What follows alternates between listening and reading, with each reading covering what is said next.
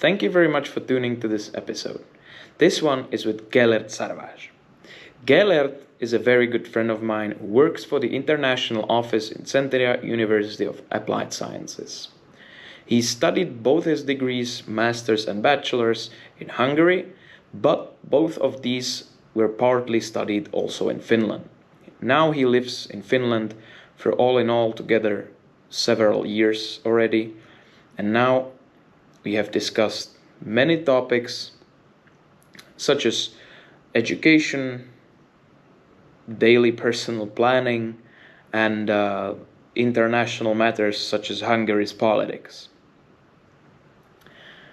I would like to thank Centria University of Applied Sciences for providing me with the equipment and also with the premise to record this podcast in.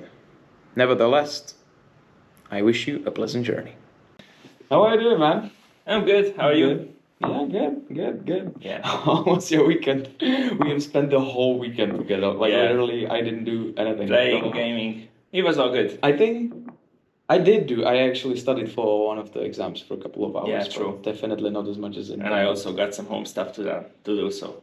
It was just the perfect weekend. How I It was really good. would envision it. Yeah. It was really good. Yeah.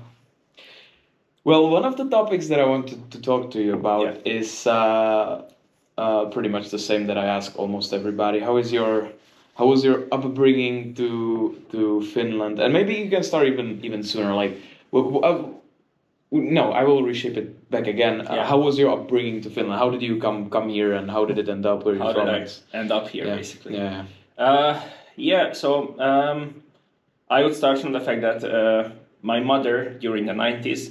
Of course, I'm originally from Hungary. My mother in the 90s was studying during her university studies, was studying Finnish. There was like one single university in the whole country where there was a teacher who happened to speak Finnish, was a Hungarian native teacher otherwise. And then my mother was kind of begging her that, like, wouldn't you want to start a course for students who would want to learn Finnish? And eventually she did. She started studying Finnish, and she got to a certain level that she got to a point where she had the chance to go to an exchange, nearly had the chance to go to an exchange to Mikkeli, actually, as she was studying to be a kindergarten teacher. But before she went to Mikkeli, like a couple months before, she actually met my father for the first time. Which was the disaster. which turned out to be a disaster, because then they got married and I was born.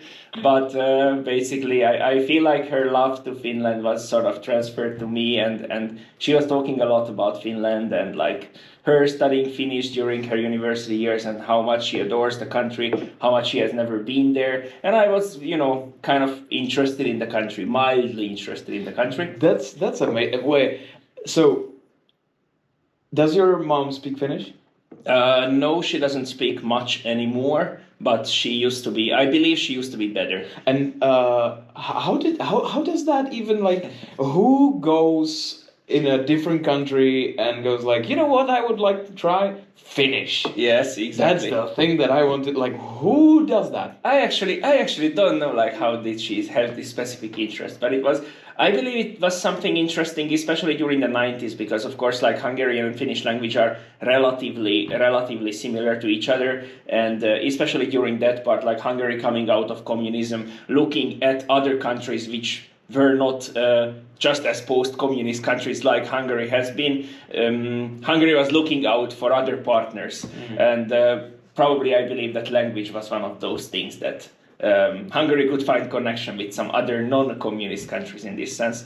So I think that that's what interested people in Finland at that time. You should definitely ask your mom. Yeah. I was a little bit off topic, but I was talking about this with my grandma, and I was asking her, like, I don't even know how we came up to it, but then she was telling me, like, my biggest regret in my life is that I have never questioned my mom, so like my grand-grandma, that she never, like, asked about her life, and now that she passed away, I mean, she passed away before I was born, right? But well, actually, no, that doesn't really matter.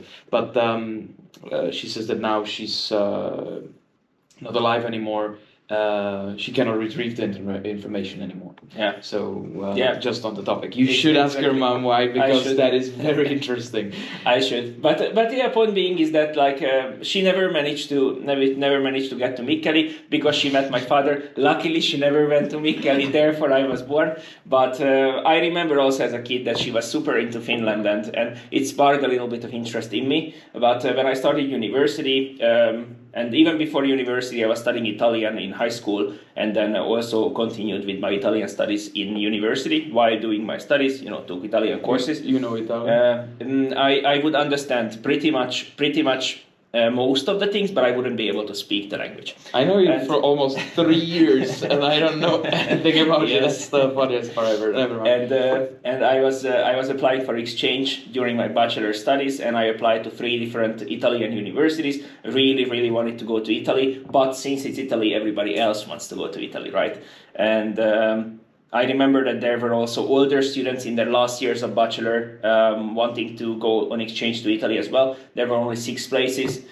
They selected the 6 like older students than me, and then I would have been the 7th. But since there were not more places, the coordinator was like, well, basically you are selected for exchange, you just cannot go to the place which you marked on your application. So, well, I was like, well, okay, I will still want to go to exchange, like what are the places left? And she was like, oh yeah, like here and there, like in Lithuania and like in Finland, for example. And I was like, all right, like if I cannot go to the warmest country in Europe, like to any sort of Italian city, then all right, then I will go to the coldest possible place. And there was one spot available in Lapland, in Finnish Lapland, in Rovaniemi. And I was anyways like, oh, my mom was telling me a lot about Finland. She loves the country. It cannot be that bad, right? So then I decided that I will go to Rovaniemi, Lapland, and was it that bad? Here I am. Was it that bad? Yes. It basically went Yes. went so well because I was there from 2017 January until May. It was such an amazing period of my life up there in Rovaniemi that I just didn't want to go home anymore. And then, of course, like after my exchange, I returned for half a year to Budapest, my hometown. And then in 2018, January, I went on another exchange to Finland. At that time, I was selecting then Tampere, but when I was already going to my second exchange, I didn't apply anywhere else than Finland. Then I went to Tampere. I again spent an amazing half a year there, or like one study semester, and I was like still feeling like I didn't get enough. So then I applied for masters in Hungary. I did 1 year of masters, and then again I applied during my master's studies for another exchange, and I went back to Rovaniemi again. And then from 2019 until end of 2020, basically I was in Rovaniemi. That's where I met my girlfriend. She's Finnish, so we met in Rovaniemi, and since then we are together. And since then I'm basically here with a little break included in Budapest, like one and a half years working and living there. But otherwise, since then I'm just in Finland and loving Finland and enjoying it to the fullest. So you have been able to do exchanges within one bachelor studies? Yes. So that is even possible? How it works is basically, or at least at that time how it worked, is that everybody has the right, both on the bachelor's and both on the master's level, to 12 months of exchange. And I spent 5 months first in Rovaniemi, then 5 months in Tampere, and then it was the end of my bachelor's. And then for master's, I did like straight away the 12 months, basically. 5 months, or let's say 5 months in the autumn as an exchange student in Rovaniemi, then 4 months in the second semester, and then I still had like 3 months left, and in those 3 months I did an internship in Rovaniemi. So I did max out like 365 days allowed in the Erasmus program. I was on exchanges, but technically speaking, or on paper, I have been 5 times on exchange studies, basically. All the 5 times in Finland.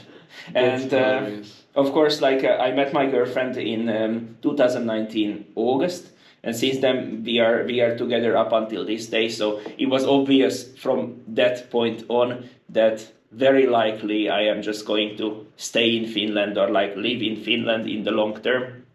As I mentioned, I went back to Budapest to work for like 1.5 years. During that time, we were either in like distance relationship, and then at some point she also moved to Hungary, so we were living together in Hungary. But then in 2022, I believe it was around May when we finally decided that, okay, this is a final decision. We are moving to Finland. Kind of doesn't matter where, but we are both going to like do studies and going to find work in Finland and stay there for. And so you said that you have finished your second Rovaniemi exchange in 2020, 2020? In end of 2020, basically. It was the end of my internship. Yeah. Okay, then you went back to Hungary to finish your master's? No, well, yes, you are correct. And how long have you been in Hungary then? Yeah, so it went on a way that it was during COVID or the COVID lockdowns, end of 2020, December, I finished my internship. Then for Christmas, I went back home to my family to visit them. There was this crazy COVID lockdowns in Hungary. I was just like staying in my room basically for 2 weeks. And we had the Christmas, and then on the 1st or 2nd of January, I already started my new workplace, which was at that time Budapest University of Technology and Economics. I was an international coordinator there. So from very beginning of 2021 until 2022 May, I was working there. And then in the very beginning, it was hard because I liked the job very much. I love Budapest very much, obviously, but my girlfriend was not there with me, so we were having this distant relationship, and also it was just not possible for her to come because the regulations were so strict, especially on the Hungarian side, that foreigners could not just travel without any specified reason to Hungary. And being in a relationship or having a girlfriend or a boyfriend was not enough at that time. And then they were actually lifting the regulations a bit, or easing the regulations in somewhere around April. So from December until April we haven't met. And then in April we could sort this situation out by me inviting my girlfriend at that time into Hungary for the purpose of having a registered relationship in Hungary. And we had to do this because of the COVID regulations. And she came in without papers, but the purpose of her visit was to put us together officially. So since 2021 April, we have been living in this registered partnership, at least according to Hungarian law. And then she was visiting me while she had the paper, and then she moved together in with me close to Budapest in a town where we lived in 2022 August. And then she was living there nearly until I finished working there. When we moved back to Finland, then it happened to be Kokkola.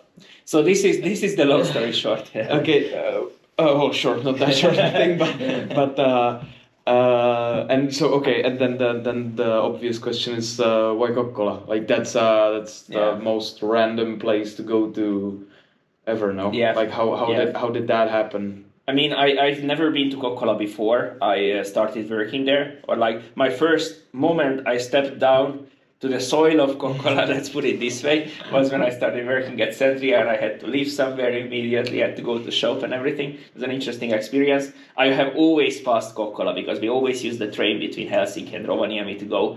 Kokkola was always halfway, and I always remember when I've seen the Kokkola sign that like, okay, now it's like only 5 hours to Rovaniemi, and like it was like 5 hours from Helsinki or something like that, but never been here. Why we moved here is because we had this decision that we are going to live in Finland. We are going to find a job in Finland. I'm going to work in Finland, but it doesn't really matter where, as long as it's not like a village in the middle of nowhere or something. Well, Kokkola is kind of.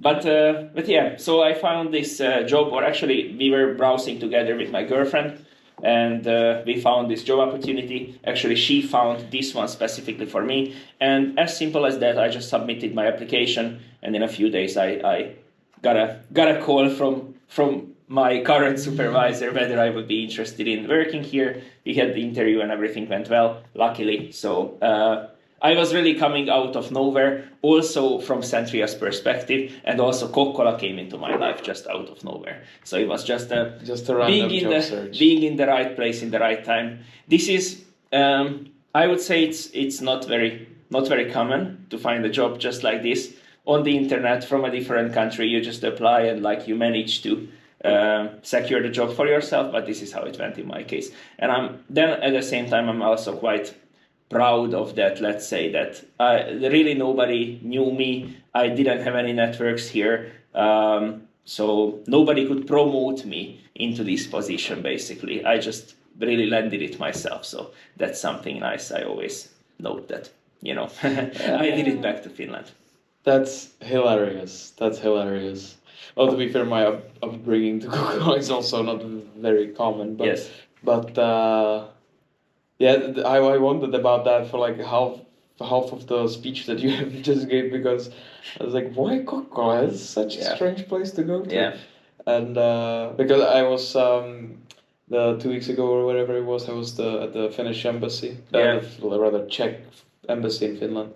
Yeah. And I was meeting different students from all over Finland, and I was asking a couple of them, and the beginning of the conversations was so what's up? Where do you study? Yeah, right? yeah, of course. And I'm like, Kokkola, and like some of them were living here for years, and nobody knew where that place is. Yes. So it's like, I bet that there is Finnish people that don't know where that place is. Yeah. so like, how do you end up there? That's quite interesting. And also, just as you say, it's like applying for a job off of the internet in a different country and actually landing that job is like near impossible, in my opinion. That's very, very cool thing. Well, yes, and the percentage is very low, so that I'm not. My point here is not to emphasize that like I'm such an amazing person with such a strong CV, but it's more like, no, of course you are. I have really been in the right place in the right time, and they really needed a person with the skill set like me. So I was kind of in a lucky situation at the same time. That's really. I mean, that's. And yes, and it actually turned out well, because even since then I'm here and I very much enjoy what I do. So. And so how long are you in Kokkola now? We moved in 2022 August.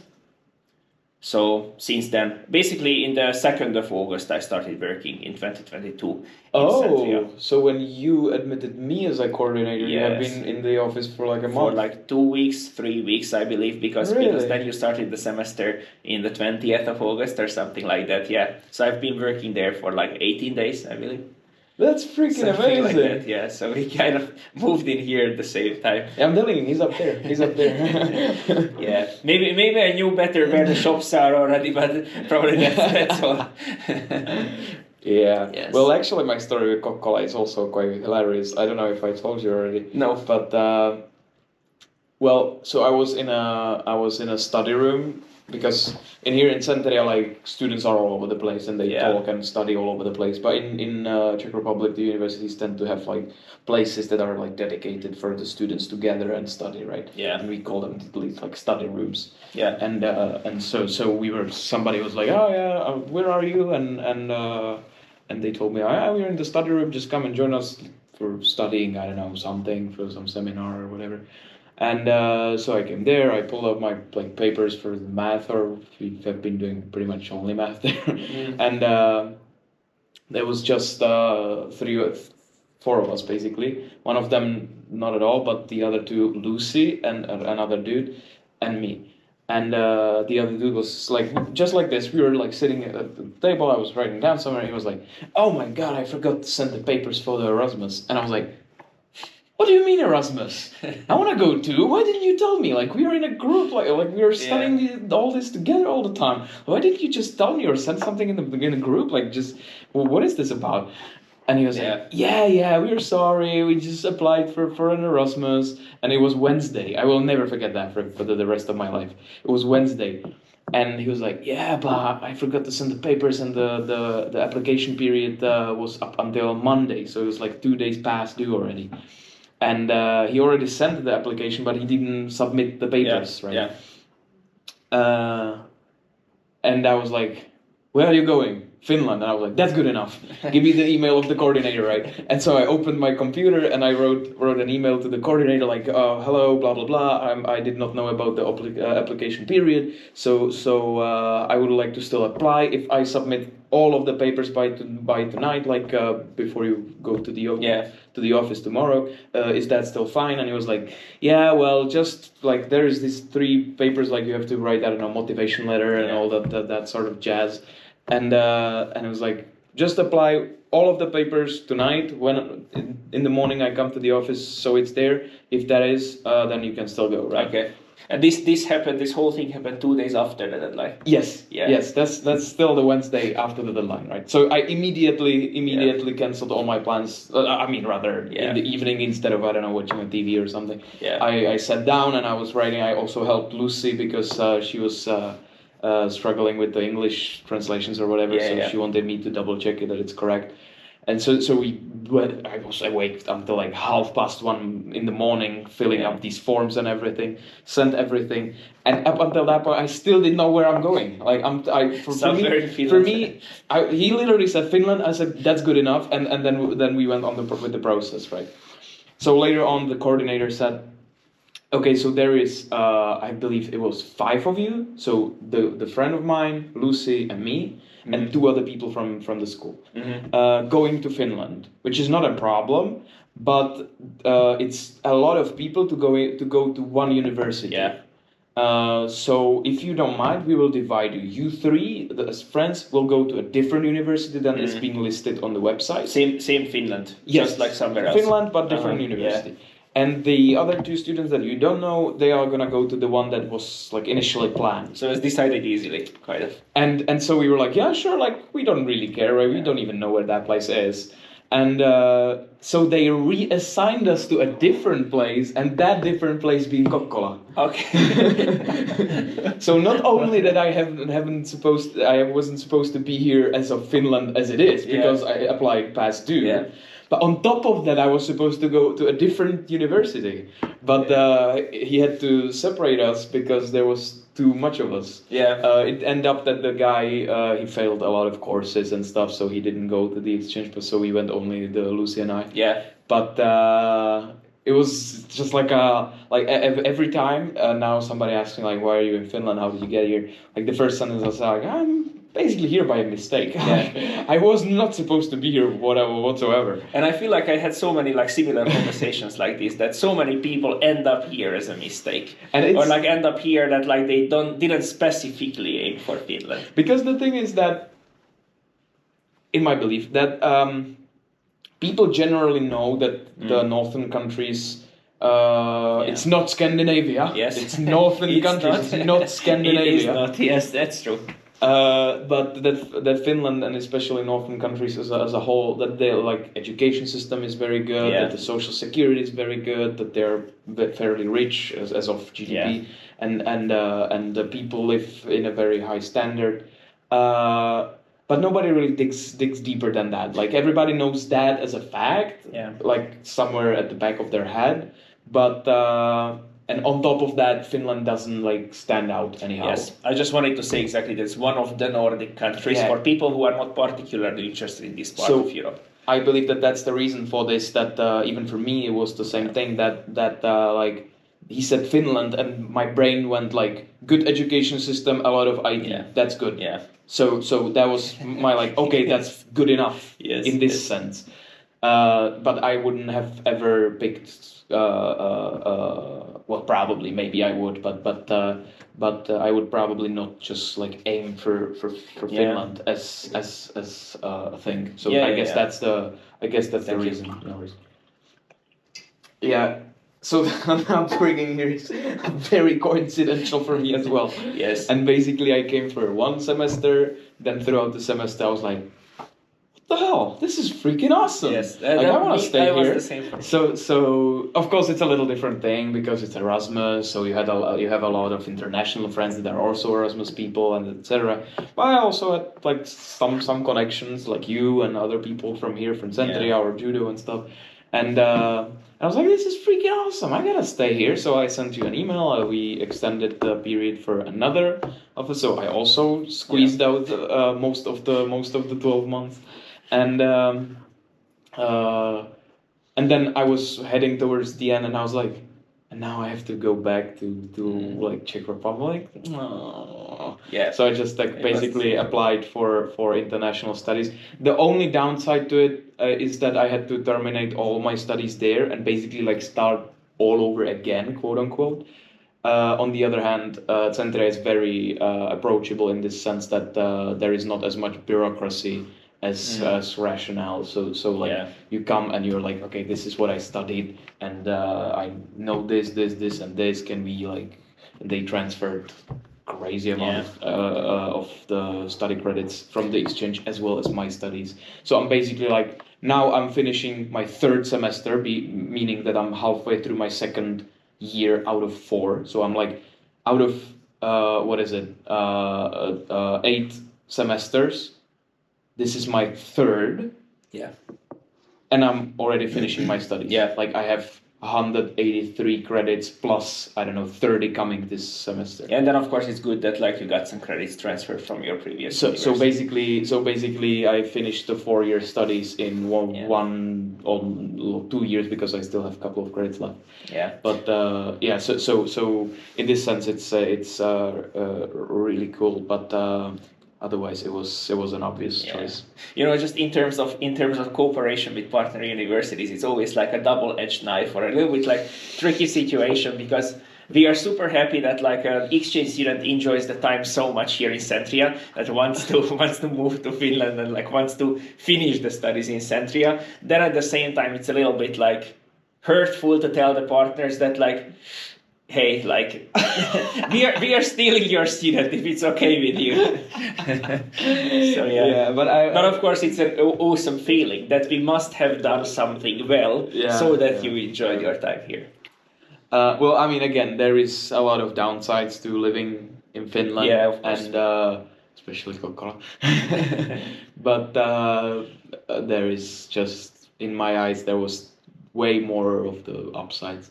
Yeah. But I remember that we were discussing this with Hubert as well, and he was like, yeah, well, once per 2 years it happens that a student comes and then we keep him. You were certainly not the first one, as I heard. You were the first one and the last one with whom it happened since I'm working here. But yes, I can imagine that like many students were in the same situation. When I was on exchange, I never thought that I would be able to do this, but at some point I was actually thinking after finishing my bachelor that maybe I will start a master's in Finland. Eventually it didn't happen this way, but yet like for half of my master's time basically I came back to Finland. So in that sense I am satisfied. Yeah, well for me the thing is that it was like a thing that we discussed in the family all the time, because my family was like not pleasant for the regime when the communists were at take, so to say. So my father, my grandma was supposed to be the like director of the school, but they didn't give her the job because she was not aligned with the ideology. Very common. My father was denied studying abroad because his father, my granddad, was like the guy to go on the balcony to show. Right.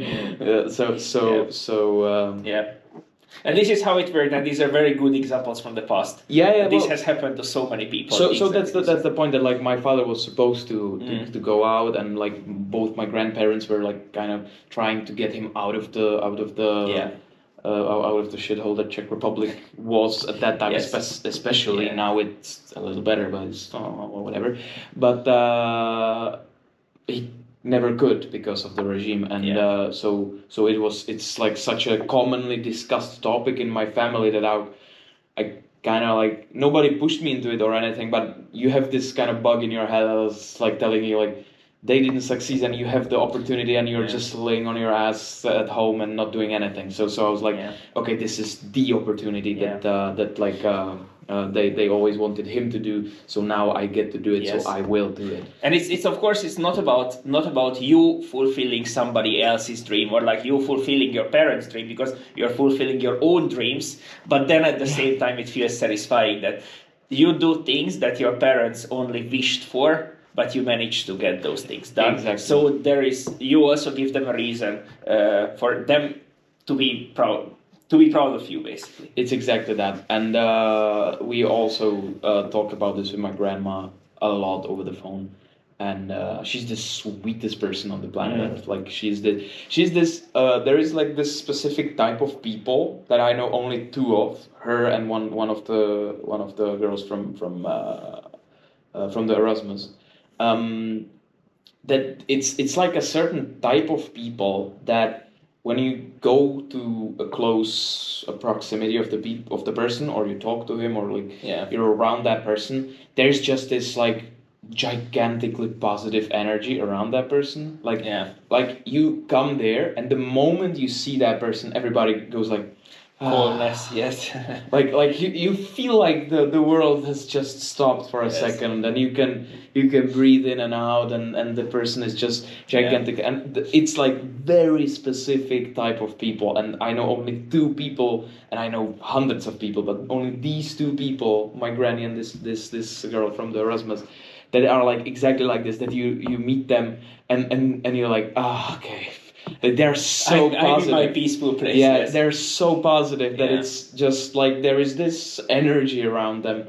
But I'm sure that she's also very proud of you, actually, for studying. Well, the point being, I like to go off rails with the talk a little, but the point of this is that I always call her when I'm like, I don't know, cooking or on walking somewhere, and I have a little bit of time, so I call her and we chat.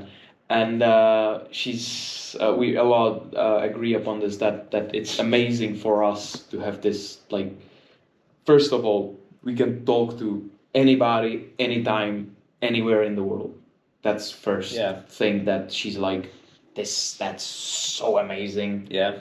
And the second thing is that we can travel anywhere. Like basically, if I would want to, I could just, I mean, if I would have the money for it, but if I could and I had the money for it, I could just say like, you know what?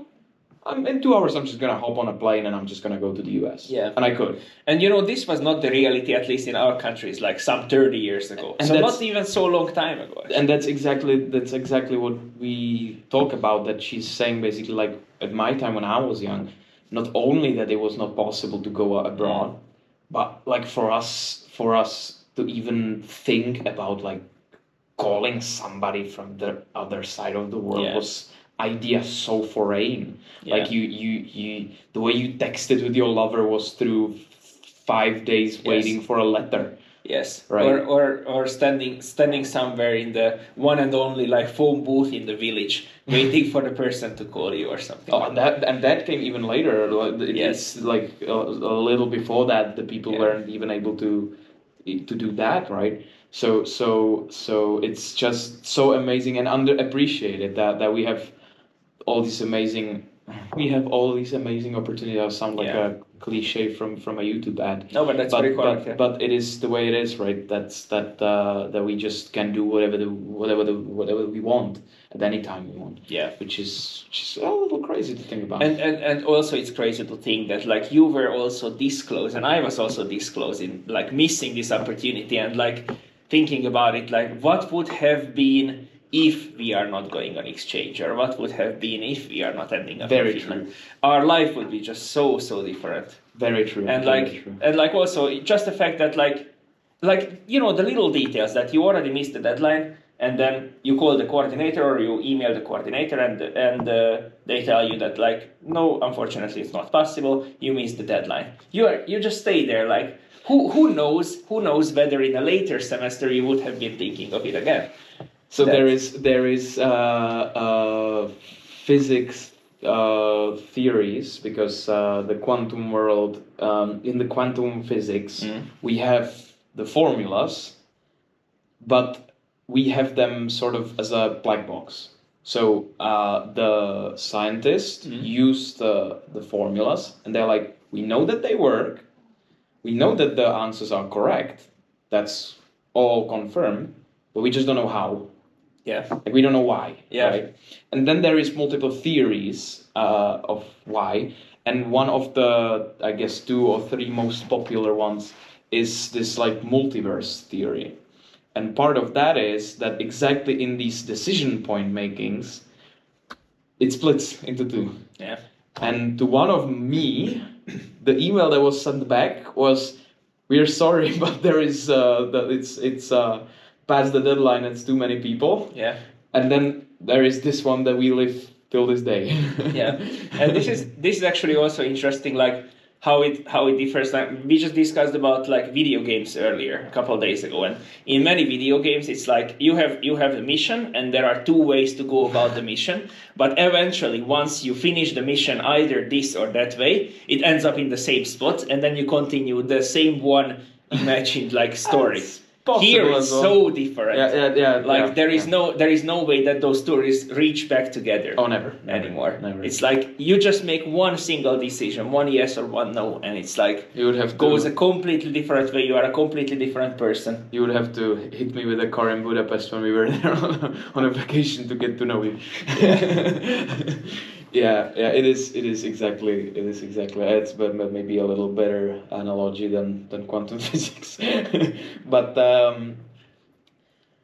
it's so wild to think about this. Yes, and it opens up this whole different view in the person.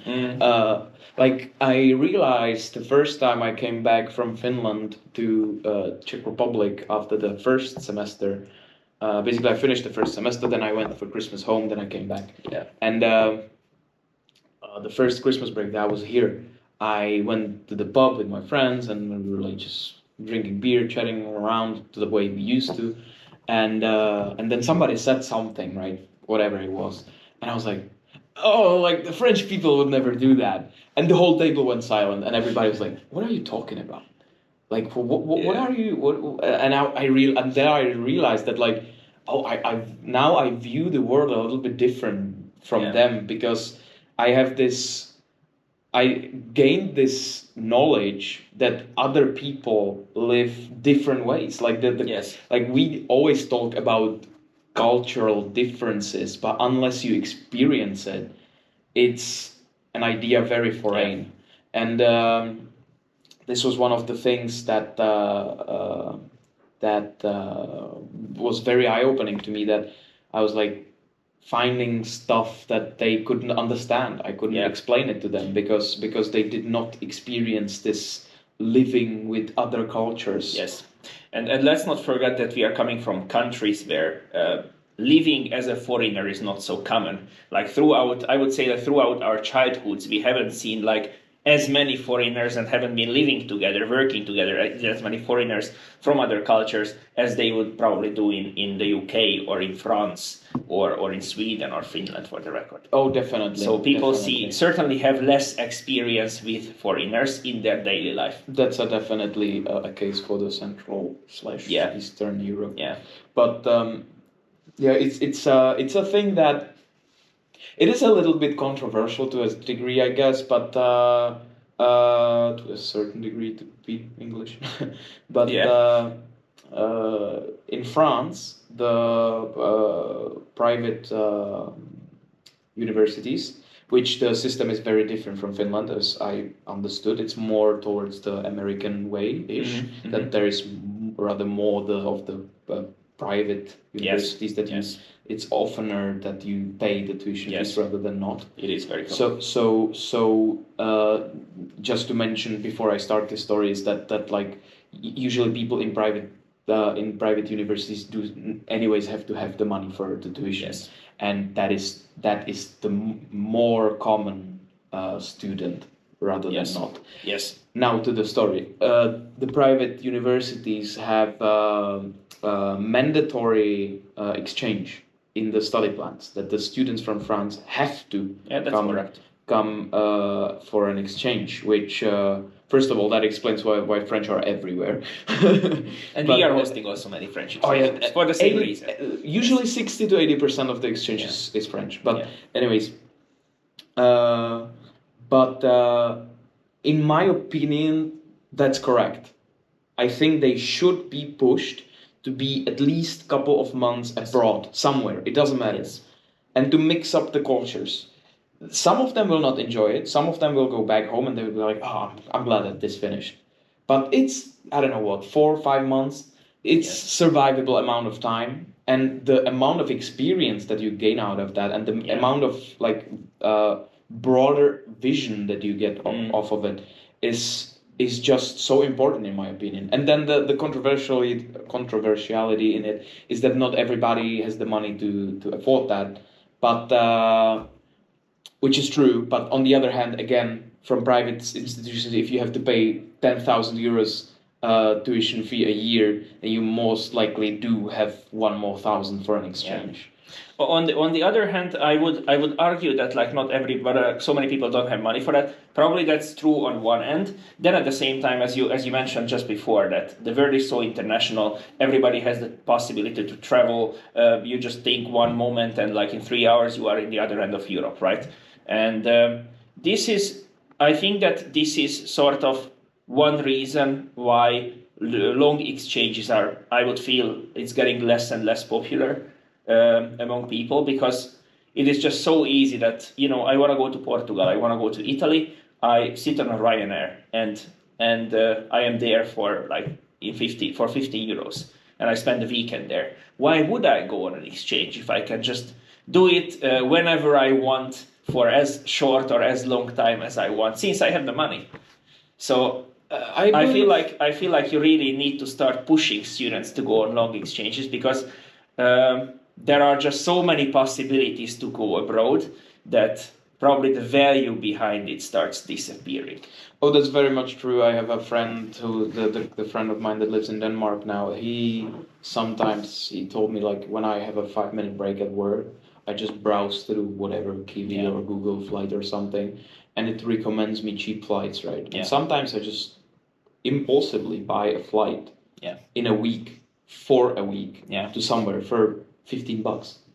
Like, that's, for $15 I cannot almost get to Pietarsaari. Yeah. Right? And he goes to Lisbon. Yeah. Or I don't know, London or whatever.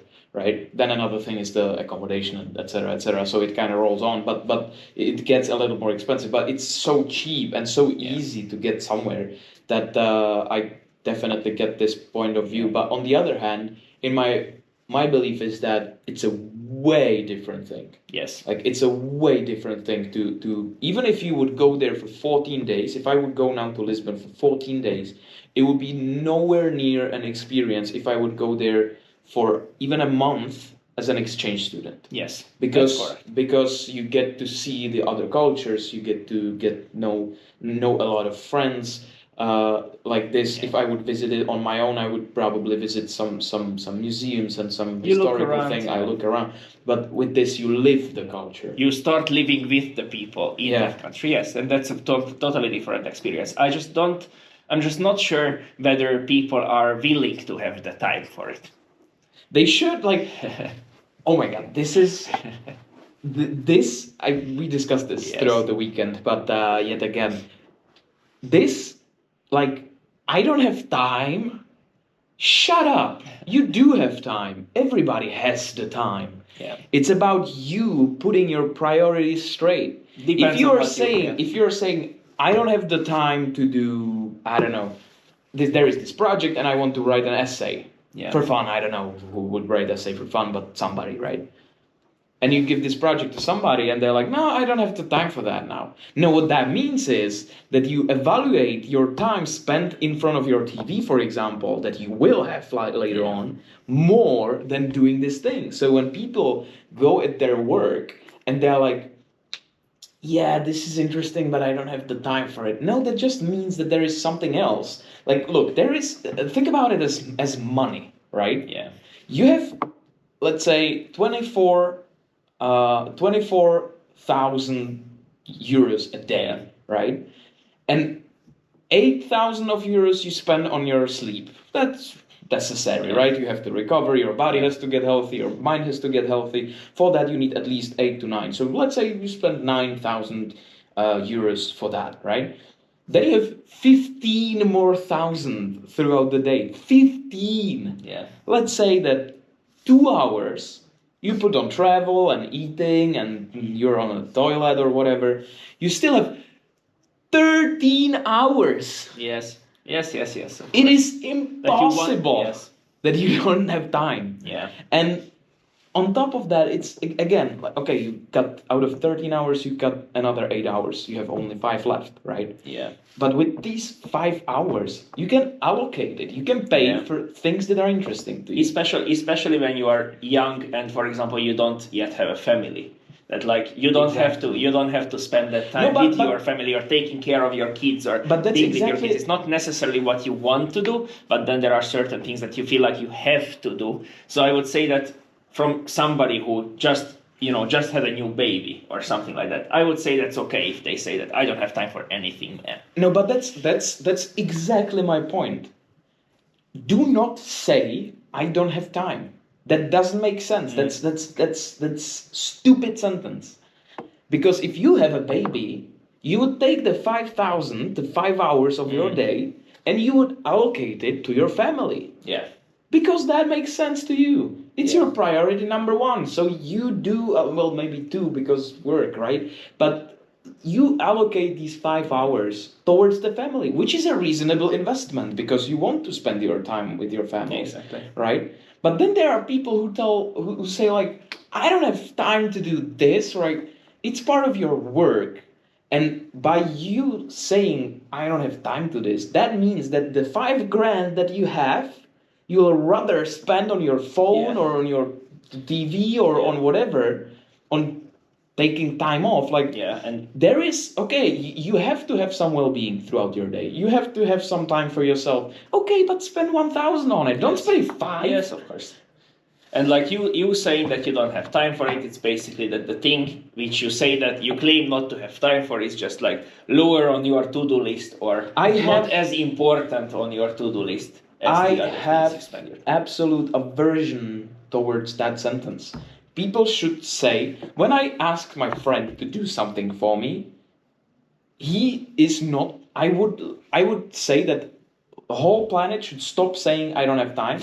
The whole planet should say, I am prioritizing other things more than this. Because that's what happened. Tell that to your friend, right? Yeah. You come to me and you ask me like, let's game, right? Yeah. I'm gonna tell you I don't have time, right? Because it doesn't hurt. But if I tell you I don't prioritize gaming with you as high as my other things, you are gonna feel super bad. Yes. So you have to be like socially sensitive or emotionally sensitive. And how does that sentence make the other person feel? My point is like, then go towards your day and say, now I had to tell my friend that I don't prioritize him as much to play with him because I prioritize other things. So you look at the other things that you have in your day, and then you're like, oh, okay, actually, I do have more important things to do. Yeah. Sorry, friend, right? But most of the people, like 85% of the people, don't have that. Like there is like look at your damn phone. There is like 5 hours of screen time. How is there 5 hours of screen time and you're telling me that you don't have the time for me? That's the craziest thing to me ever. And you do need to recognize that like social media, for example, or your phone itself is holding you hostage. That's why I prefer to, for example, to certain apps to set up like limits that, okay, like I can maximum throughout the 24 hours, I can spend like half an hour on this and that. Then my phone notifies me that, hey, you have just spent that half an hour. It's extremely fast, by the way, how it goes. Yeah, I have that. But it's good to get notified by your system. But again, and it's not only phone, it's just like random stuff. People are getting stuck in stuff that they don't want to do. Little bit of this, little bit of that, that they don't want to do. Like, if you don't want to do it, don't do it. Like, look, there is only a certain amount of time that you have in your lifetime. And you have to choose the things that are important to you. And whatever it should be, my belief, I'm a believing person, so my belief is that it should be heading towards your family, towards striving for greatness, towards like becoming a better person. That's my important stuff in my daily to-dos, right? Yeah. So what that means for me is that when my parents are calling me or when I spend time with my girlfriend, that's my like one of the priorities that I will prioritize the most.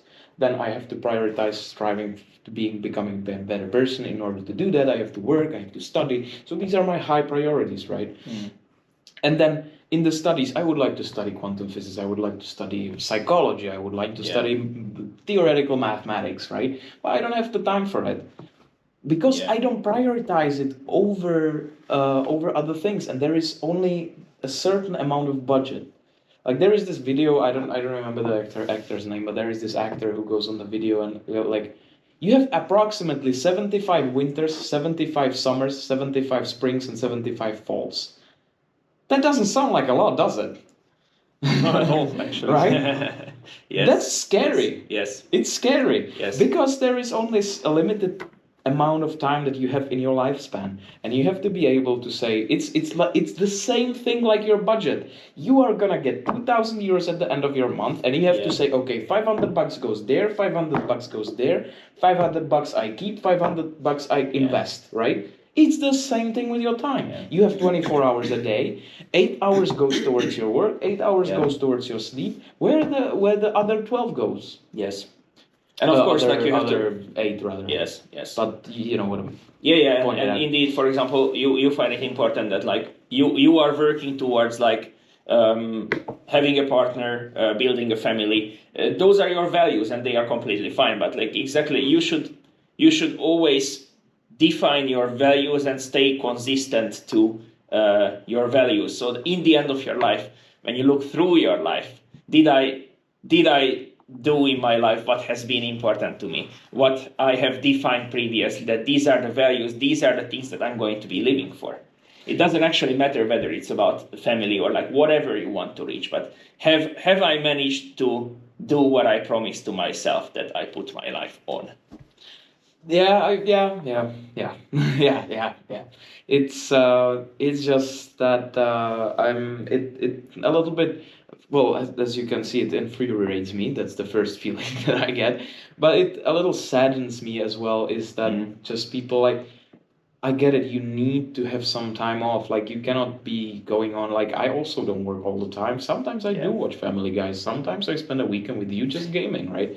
These are very important as well. I do have that. But it's at that moment I appreciate that thing more because I'm, I don't know, mentally exhausted or something, and I appreciate it more than studying for an exam, right? That's just what it is. And sometimes like this the whole weekend of gaming, like I shouldn't have done that. Like I should have gamed with you on 2 days, and the third day I should have studied, right? So sometimes I also do like the stuff incorrect. I don't prioritize correctly. But you at least have to be aware of it. Like you at least have to know that you are doing it wrong. Like going like, no, I need to take time off. You don't need time off 5 hours a day, 7 times a week. But you need these little times, for example, that like for a weekend you don't do anything, so that later you are able to prioritize properly. Definitely, but you don't have to rest the whole weekend. Yes. Take off Sunday. That's the day that God was chilling as well, right? So take a day off as well. But then do something on Saturday. Yeah, of course. If you do a couple of hours of work on Saturday, you will see how your schedule will clear up throughout the week. Yes. Read a book. Do something that you always wanted to do. Yes. Look at the tools in your garage that you are always telling yourself, like, I'm gonna build this bird box. Build the bird box. But then what I also find very important is to do to-do lists. So you want to build a bird box, you have to write it on your to-do list that, hey, at some point in my life, I wanted to do this thing. Then you give yourself a deadline. It can be a long-term deadline, but you should have it written down, and you should revisit this to-do list as often as you can. You can do a long-term to-do list, you can do a short-term to-do list, but that's what I do, for example. And it helps me put my life in order and know what has been done so far and what is about to come, what comes the next day, what comes the day after. I always know what I need to do because of my to-do list. I guess for me, I'm a little bit extreme in this, I guess. But for me, it's incomprehensible that somebody doesn't know what's coming up. Like, I cannot grasp the idea of finishing a lecture at school. Yeah.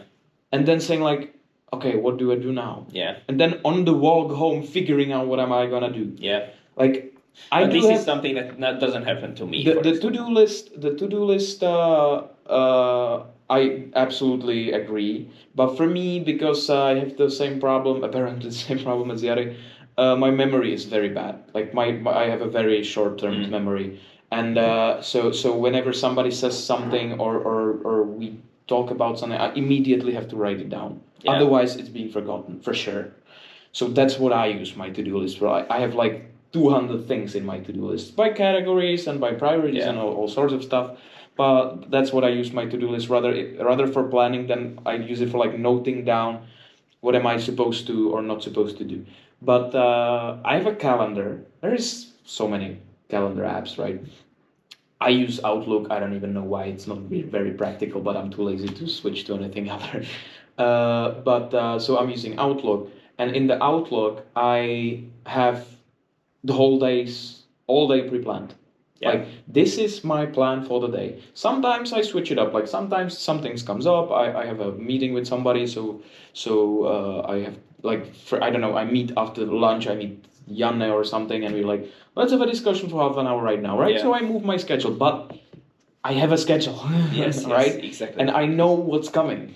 Yeah. And I know, like, okay, now I'm gonna do this for this amount of time approximately. Then for approximately that time, I'm gonna do that, right? I'm gonna cycle to school. I'm gonna go to school. I'm gonna be in school. Then after school, I'm gonna go home. I'm gonna go to the gym. After the gym, I come home. I write this essay. I do this task for school. Like, okay, now I have to plan for the weekend. What do I do on the weekend? On the weekend, I will study. Okay, what do I need to study? I write down what do I study, right? Yeah. There is this to finish. Okay, I finish that on the weekend. And there is nothing wrong with that because we are both like planner personalities. Like, things have their certain order, everything is organized, everything is like this, and it has to be like this because this is how we function. But then we must look at the other end and accept that there are people who just absolutely don't work this way, even if you try to teach them to work this way. That's my point. Those are the people, in my belief at least, I'm not no psychologist, so maybe it's not like that, but those are the people who tell me that they don't have time, even though I can clearly see that they do. Yeah. I know, I see your point. Yeah, it just enrages me to no end and it's even with my friends, like that's actually the first time where I realized this, and when I started to kind of concern myself with that a little bit is where I was talking to my friend that I know that he has several hours of Instagram on his phone a day, and then I was like, can we do this? He's like, I don't have time. I'm like, man, it's like it's because it's like he works a lot, right? He works, I don't know, 10, 11 hours a day. Yeah, let's say a weekday. Sometimes he has a couple of hours on the weekend as well. But then there is half of the day on the weekend where he's like laying in his bed for 4 hours and doing Instagram, right? In those 4 hours, we could have spent 2 hours together, right? And it's like fine to chill out and to take some rest time for yourself, but I would also believe that there are more valuable ways to chill out and spend your free time. I think I don't want to dive deeper into this because, well, I mean, we can if you want to, but I'm concerning myself a lot with social media and like how young people are becoming degenerate. It is scary. It is very scary. But I don't want to really deep dive into that, I guess, because it's another hour of chatting. Yes. And I've completely lost my string where we were talking about something, and then you infuriated me because we started talking about people not having time. Yeah. Anyways, what did you do for your bachelor's? So I was studying actually public administration to be punctual, and then I was specializing in international public administration. So what I studied basically is how to be an office guy in the European Union or any sort of international organization. That was my specialization, and I was supposed to probably work in the foreign ministry of Hungary or any sort of ministry. But like the university where I studied at, the University of Public Service, is an institution which actually trains all the policemen in Hungary, all the high-ranked policemen, all the high-ranked military people, and then there is us, so the governmental officials. It's not a politically motivated institution, but it's more like providing the actual working stuff under the always actual government. So that would be the point of the university. Although I did like my studies, but I felt like I will need some refreshment. So I specifically didn't want to continue a master's at the same university, but I wanted to diversify a little bit myself. So then on master's, I went to another university in Budapest. What was your bachelor thesis? My bachelor's thesis was on expropriation law of Hungary. Comparing and in English comparing the communist and the current Hungarian system. So basically, in short, how the law differed in Hungary in terms of what are the reasons of the state. You know, expropriation is about the fact that the state wants to build a motorway, and the motorway is supposed to go through your garden. The state has to declare that there is state land, and then they reimburse you and they take your plot away. So when does the state have the right to take away your property to build something that belongs to the state? Mm-hmm. So expropriation is basically like taking your private property defined by law, and like when does the state have the right to do that? And to be honest, of course, in the communist times, it has been a little bit not so transparent. My conclusion is that we are living in much better times right now. So that's how I would put it. But that was my bachelor's degree. Not so much concerning what I'm interested in nowadays, or not so much concerning international relations, but I'm still very happy that I did something legal related, because also for a certain amount of time when I was still in high school, I was considering like that I would be a lawyer, or like I would be pursuing for law studies. So luckily I haven't done that. So you just went to international studies and found yourself a lawyer girlfriend to fulfill your needs. Yes, exactly. Yes, but yeah, that's what I studied, and then what were the findings? What was the conclusion of the thesis? Well, basically, I was just comparing like what are the legal reasons behind it, and during the communist times, it was it was not fair, it was not transparent, it was a little bit inconsistent of how the laws were understood, and you know, somebody who is a good friend of mine, I'm not going to understand the law this particular way in their case, while in some other case the next day I understand it the other way around. So nothing specific I can recall right now. But then there was also a very interesting part in my thesis, because it was compulsory that you have to also within your topic you also have to look at another country's expropriation law. And by then, when I was writing my thesis, I have already been to Rovaniemi and then came back. And then while I was writing my thesis, I was in Tampere on my second exchange, and I looked at the expropriation law of Finland. And it was very interesting to read that, of course, it's a very different country, very different geography.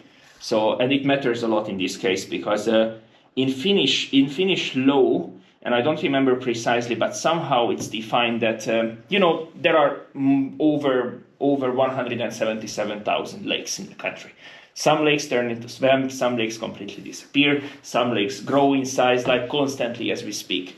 And if you build a house by the lake, like right on the shore of the lake, but over the years the lake is like retrieving and like getting less and less, and eventually it's like your house, you realize that your house is 30 meters away from the lake. Basically, what the 30 meters is there becomes immediately state land. So the state can expropriate that 30 meters of land between your house and the lake. You don't own the rights to that certain part, and the state has total rights for it. So that was something I found very interesting, because this is basically how you lose your house on the seaside, probably in Finland in the future as well. As you know, the sea level between Sweden and Finland is constantly like decreasing. So houses which are right now on the shore, they are getting further and further away from the sea. But the soil that becomes there is going to be state land again. So eventually there will be new and new houses, maybe even governmental buildings built there. But this is how the Finnish law works. That's hilarious. At least at that time when I looked at it. Yeah. That's hilarious. I should check that out after I'm editing this, if that is actually still on, but I most likely will not because I don't have time. Yeah. And your masters? Yeah, so for masters I went to another university. Pretty good university, I would say. Budapest. Still in Budapest. It was a Pázmány Péter Catholic University. It's not particularly a university having anything to do with the religion, except that it is maintained by the Catholic Church of Hungary. It is an institution that produces lawyers and then international relations professionals, more like a humanistic and like social sciences university. I enrolled into a quite special program, I would say. It was international relations with specialization in cultural diplomacy. And there is like 15 to 20 people each year who are taken into that program. And the point is basically to teach professionals who graduate as sort of cultural diplomats or cultural attaches for all those cultural institutes around Europe that there are in the countries. Obviously, now I mean like the cultural institutes which Hungary keeps all around the world, basically. There is one in Japan, there is one in Finland, in Czech Republic, somewhere around. So when I was starting the studies, that was basically my plan, that like I will be working in a diplomatic mission in Hungary. I will be working in the Hungarian Cultural Institute, for example, in Helsinki, organizing art exhibitions, organizing music concerts, everything for the Finnish population, for them to get to like Hungary. So that would have been the point. But then, of course, like life happened. I came to Rovaniemi, and I'm very much happy that I didn't go back home right away after my first exchange, but I actually stayed. Then I did the internship. So I'm very happy that I didn't end up back there and I didn't start working for a diplomatic mission, because I've heard so many times that they are truly the people who don't have time for anything. Diplomats. That they don't absolutely don't have private life and like private time for themselves, but they truly are kind of expected to dedicate their whole 24 hours to what they are doing. But it's also very hard to become a diplomat, no? Yes, I believe so, but I think that it a lot depends on the skills, actually. That especially in the field of diplomacy, well, in many political positions, it matters that like who are your parents and like who do you know, what is your upbringing. But I feel like that diplomacy, when it's like on the field, diplomacy, negotiations, visiting here and there, hosting delegations, it actually is a lot about skill. And they truly need like the skilled people, those who might come from nowhere, might not have any famous parents, but they truly know who they are, what they are doing, and that they are truly intelligent people, because that is very much needed in diplomacy. I kind of strongly believe by now, since 2021, I would have been able to put enough effort and time into it if I start right away in the Foreign Ministry of Hungary, that by now I would have managed to work in a cultural institute abroad, maybe not in Finland, but somewhere else. Yet I'm very happy I haven't went that road. And I am just working in Finland. And yes, I would say that I'm living my dream right now. So. And can you once again elaborate on the master's thesis? Yes. What was the master's thesis about? Yes, it was. I wrote it during COVID time, and that was more like of something that I'm interested in. It was basically like how cultural institutes of Hungary adapted to the COVID situation. So what sort of instead of because it's all about like going to concerts, putting out exhibitions there, inviting audiences to the embassy or to the building of the cultural institute, talking to people face to face. So how all these institutions adopted to the COVID regulations and how everything suddenly in this field turned into like online sort of exhibitions and online activities. So that was interesting. There has not been done any research on that before me, so there was not much to work from. But that's why I'm especially like proud of that thesis basically, because all the findings or all those statistics, all those information are basically mine, except of course the theoretical part, which is the first half of the thesis. You plagiarized. Exactly, of course. And how did you get the data for that?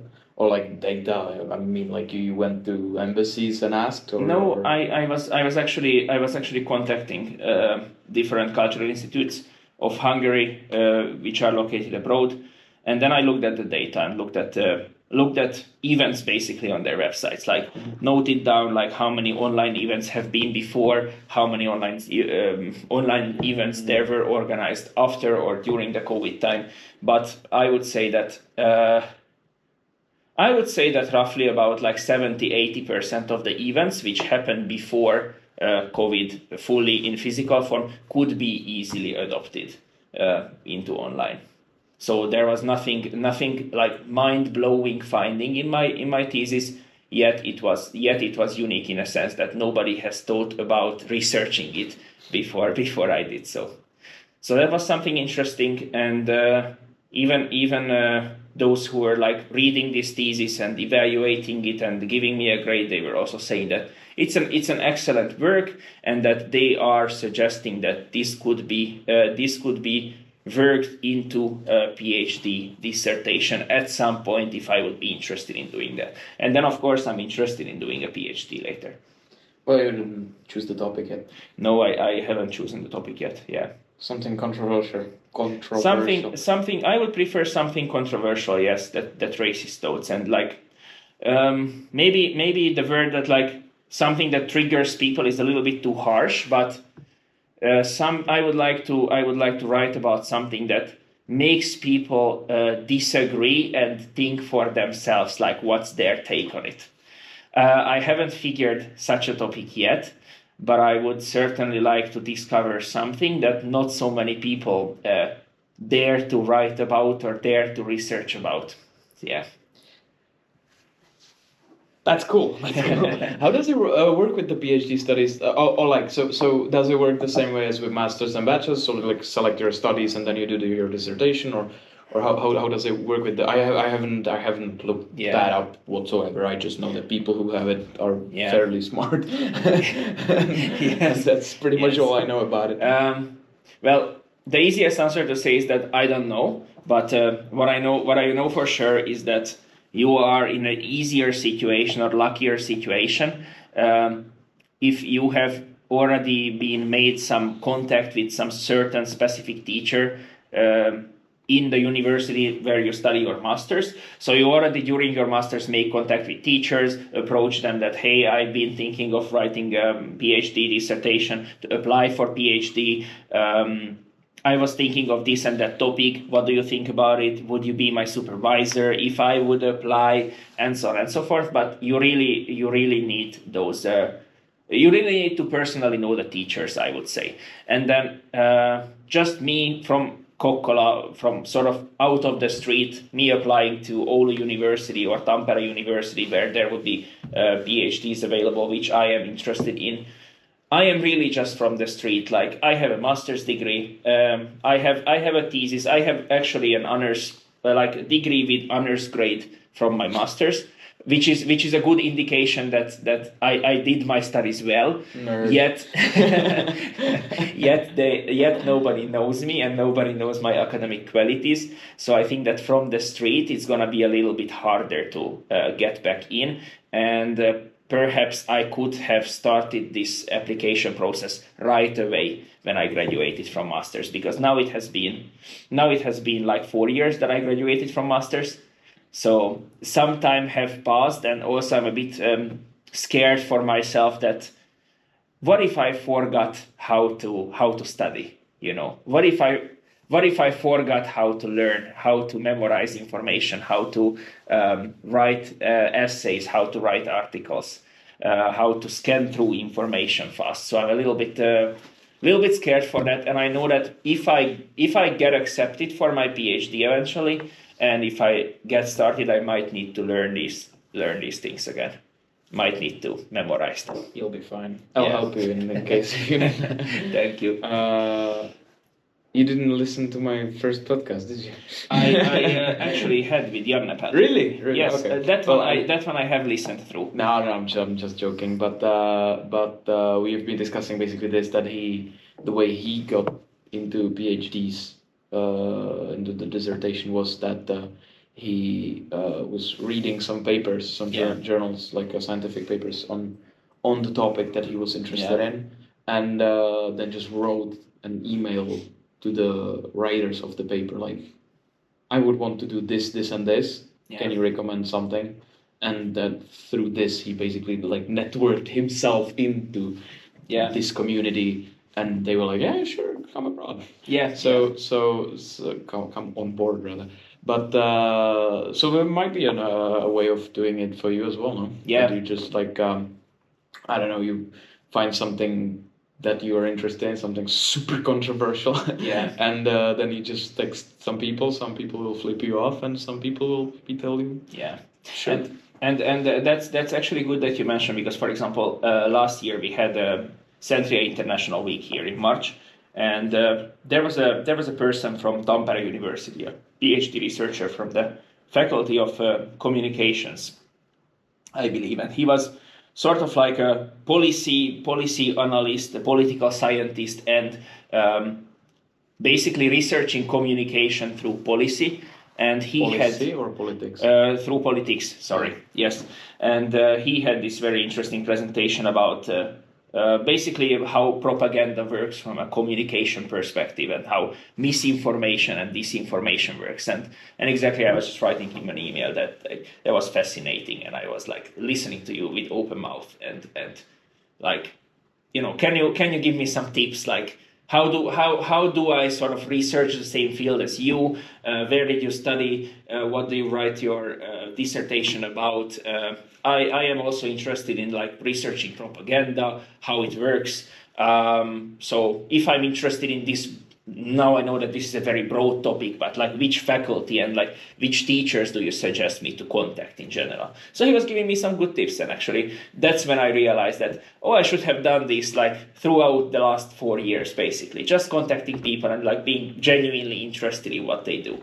And they are going to be happy to give out information, because it's not secret. It's just, if you are not asking for it, they are not going to give it to you. Yeah. Exactly the point. It's it's the way that I'll probably work on my stuff as well. But are you interested in doing a PhD? Oh, definitely. I might have mentioned it in the podcast already. I'm not sure actually. By the way, that's how short term my memory is. But I will definitely want to do masters both in business and in IT. Yeah. And probably a PhD in, one of those, most likely rather IT. And maybe later on, when I'm like, I don't know, 50 or something, and I would be bored, I would maybe study something else as well. That I was thinking about studying like theoretical physics and But that's not on a PhD level, so PhD would come earlier. Yeah. First PhD, and then I would probably maybe do something kind of like for the funsies. Yeah. But it depends on how well my life will go. Yeah. So if I'll be able to retire at 40, then I might study. Then I might still study, even maybe even to the PhD level. But something just like physics are a really interesting topic for me. It's just that I've went so far with other topics already that I kind of don't want to like reset from scratch, because like hopping from IT to business, for example, is not that big of a leap. Yeah. Or the other way around, or if I would go to some other like topic, but going to like deep sciences from IT I guess it's a less of a leap than going from a nursing, but it's still too big for me to undertake right now because I would have to basically start from high school again. Yeah. And I don't have the priorities set Yeah. that way. I So see. but yeah, I will definitely want to do PhD in at least IT, I guess. It depends on how my life will go because now I kind of like borderline business and IT. Yeah, I see. So it might be that I'll trip rather to the business side of it. But if I would write the dissertation, it would most likely be something about like IT in Yeah. business, right? But it's for you. It's more like the economical and like the fiscal side of business. So it's not like not what you are particularly interested in. Not about like business cultures or like how humans work in business, but rather about the part with the numbers. Let's put it this way. Oh, I'm interested in making money. So That's a good approach. Yeah. so I guess if you call that finances, I guess Yeah. so. No. Well, like from like from a theoretical point of view, yes. Rather towards money. Yes. Money rather towards numbers. Yes. Yes. From the practical point of view, I'm studying it to have a business, to Yeah. start a business and know how to lead a business Yeah. and how to lead people and stuff. But true that from the theoretical, like if I would write for example, we were discussing with Janne already that I might do a bachelor thesis with him. Well, I mean, I will definitely do a bachelor thesis in the business administration with him. The topic is, of course, might change throughout the time, but Yeah. like the general outline would be, for example, using machine learning from IT again to assess different company valuations models. So we have these like weird formulas that Yeah, we yeah, use yeah. to see whether what is the business's value, and the formulas differ with the results. So which of the models is the best based on machine learning, for example, would be the topic for the bachelor thesis. I see. So yes, numbers. Yeah. Numbers are fun, man. Mathematics is such an underappreciated topic. You know why? Because when we are in high school, I don't know about here, but in Czech Republic and in Hungary, or Central Europe, when you're in high school, the math and the physics is like the average of let's say the top 10 to 20% of the class would totally get that. Yeah. And they do get it, right? But when you average it all out, the average is just not high enough Yeah. to get deeper into it. And the thing is that because of these reasons, what the mathematics teachers and the physics teachers do is to say like, you all are too dumb for this. Yeah. So here is a set of formulas. You remember the formulas. You learn which letters are what. And then I will give you a task. In the task, you have to recognize which letters are which. And then you just take a calculator, plug it in the calculator, bang it on, and you go on with your life, right? Yeah. That is some boring mathematics and physics, right? Yeah. Physics maybe a little less, but especially the mathematics is super boring this way. Nobody wants to learn that way. Yeah. And I was also like, the first year of high school, I was like, or rather throughout elementary school, I was like, yeah, physics, mathematics is fun, I get that, it's so fun to plug the numbers in. But then it starts to be more and more letters and less numbers. And then you're in high school and I'm like, I hate math, this is horrible, right? And then I came to the university, and at the university, like nobody cares about you at the university. Like there is 350 students. Especially not down there. Yeah, exactly. Like nobody cares about you whatsoever. Like here it's totally different. But in the university it's like you all are adults. Yeah. I'm not gonna like take your hand and walk you through the bachelors. You have to do that on your own. And the teacher came to the class and at the beginning I was like, oh my god, I'm so lost. Like I'm so bad at math and I cannot ever understand this, right? Like everybody else, right? And then I started to first time I failed the exam, and I was like, okay, I cannot go through this just like laming my ass through it. Like, I actually have to learn that stuff. So I studied for maybe, I don't know, 50 hours or 60 hours just for that one exam. And I went through all of the lectures, listened to there was basically 2-hour lecture per class. There was, I don't know, whatever, 14 classes or something.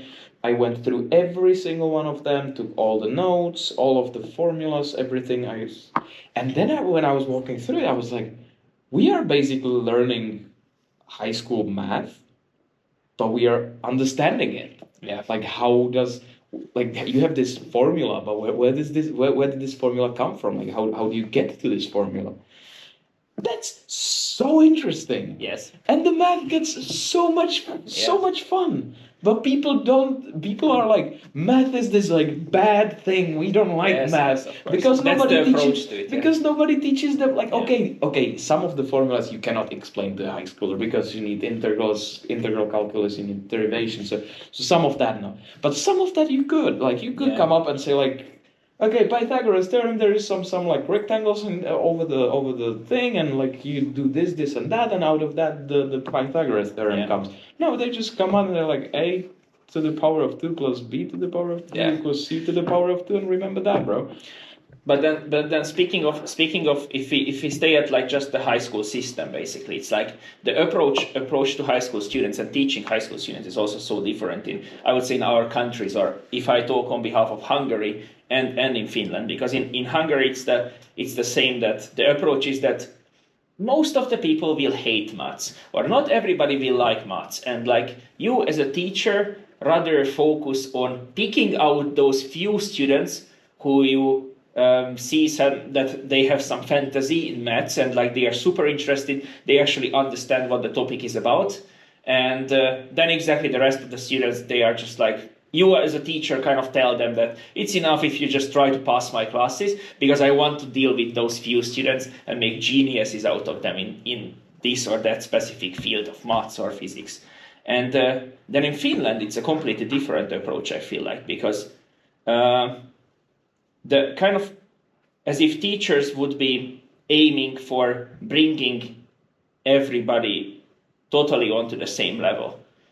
So no matter that some students will be capable of learning more, still the education is so much focusing on everybody is equal and that everybody has the same sort of average qualities in school. While in for example, in the school system in Hungary, there are like super intelligent students who absolutely know everything, and then there are those students who basically are just like surviving in class, like me. but you know what I mean. That like the Finnish system so much takes a base and states that everybody needs to reach to this base, and then my task is finished. I don't know. That's the thing that I really need to find somebody to discuss this with, because we always hear that Northern countries have much better education system than ours. Yeah. But I like the university here in Centria. It is different from what we have in Czech and in Hungary, but I don't feel it's like so vastly different. Like it's not revolutionary or anything. It's just that like they use a little more technology here, and the courses are not as hard, and that's like pretty much it. Yeah. Right. So I mean, there are like less stressful. That people are not stressed out while doing the studies. Yeah. So in that case, it must be that what is that much vastly different has to be elementary or high school education here, and so far what I heard, the only difference basically was with the like vice, I don't know what it's called, like not the diplomat from the Czech embassy, but the like his right hand, the guy who is there when he is sick. Yeah, the first diplomat, not the ambassador, but I guess so. He was explaining to me that his daughter is Czech, but she speaks Finnish, and she's finishing high school now here. Excuse me. And basically he was explaining to me that they have like 2 different levels of high school, and that like all students, exactly like you say, all students need to get to a certain level. So first big difference is that they came and they said like all people in Finland have to have high school diploma. That's by law in Finland. You have to have high school diploma, which is not the case in Czech. No, not the case in Hungary. It's like, I don't know, maybe 80% or 90% people do have it, but there is just people who are like, you know what, I don't want to do this. Yeah, because it's compulsory here to do studies until 18. In Hungary, it's only until 16. So after 16, you can decide to just like the same thing. Not finish high school. Yeah, but I believe it's the same thing in Czech. And here it is compulsory to, as you say, to 18 and to finish the secondary degree or like a high school degree. Yeah. And so what but they then you come to the issue that like, well, if we do that, not all the people are smart enough to do it. Yeah. Like not all the people can get to the level that we have now. And so what they did was to separate it to two different like educational sort of levels. You mean in here? Yeah. And so what they do is that like I don't want to say it that way, but the like less bright students go to the one direction, whilst the students that are like very hardworking and very talented, intelligent, they go to the higher more advanced classes rather. And then also that he was very briefly explaining to me that there is some sort of differentiating, so you can take like math hard or math easy as well, that there is these like differences, which I find really interesting. That I believe is a big difference, but I haven't had anybody to talk about this with yet. So I have to come down with somebody, I don't know, some who has an education, the degree in education. Who has an education. But no, it's somebody, I don't know, some rector of some high school or whatever, just to talk about how it actually works in this sense. I definitely want to do that. So I was aiming with this talk somewhere, and I'm not really very sure where it was. I'm sorry if I misled you somewhere along the way. No, we were discussing the university studies. Yes. And math. Yes.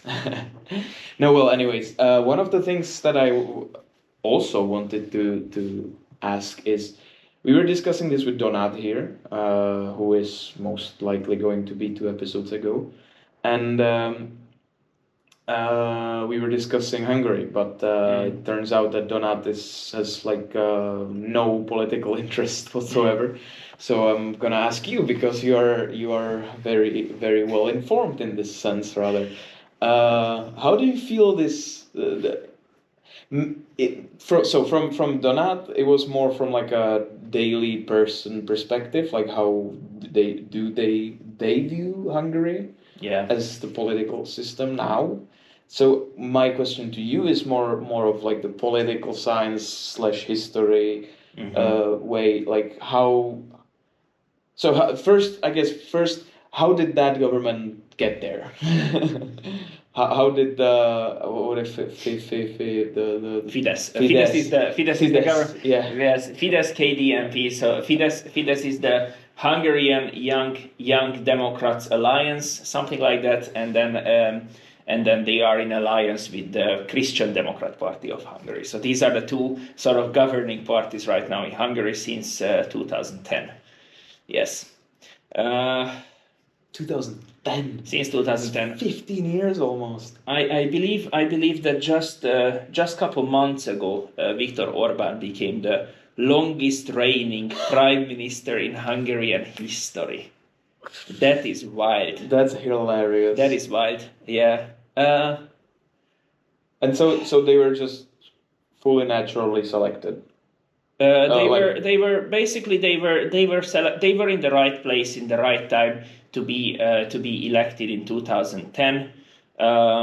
People voted, like there was a very bad like economic situation in Hungary at that time. The state budget was in ruins basically, and then there is a party that comes and tells that, I can put everything into order here. of course, like long story short, but people do like that when guys who want to be seen as strong leaders, they come up and they say that we are young, we are ambitious, we can fix this country, right? And slowly it turned out over the years that their view of fixing the country is basically turning the country into a state. How to put it? Turning the country culturally into a state how they want to people to be thinking. It's very hard to say, but slowly they started like breaking down those democratic institutions, breaking down those checks and balances in the country, which were sort of controlling the government's power on the other hand. And there is no specific turning point from where everything became terrible. This is not something like this. It's more like a gradual change towards a more anti-democratic system. I would say, of course, that Hungary is still a democratic country as such, but those institutions and those, the judiciary system, the government, the parliament, the universities, the institutions, all those that are part of the democracy as such, they are less and less powerful, or they remain on the same level, while the government itself and while the person of the prime minister is getting more and more powerful, controlling everything around them.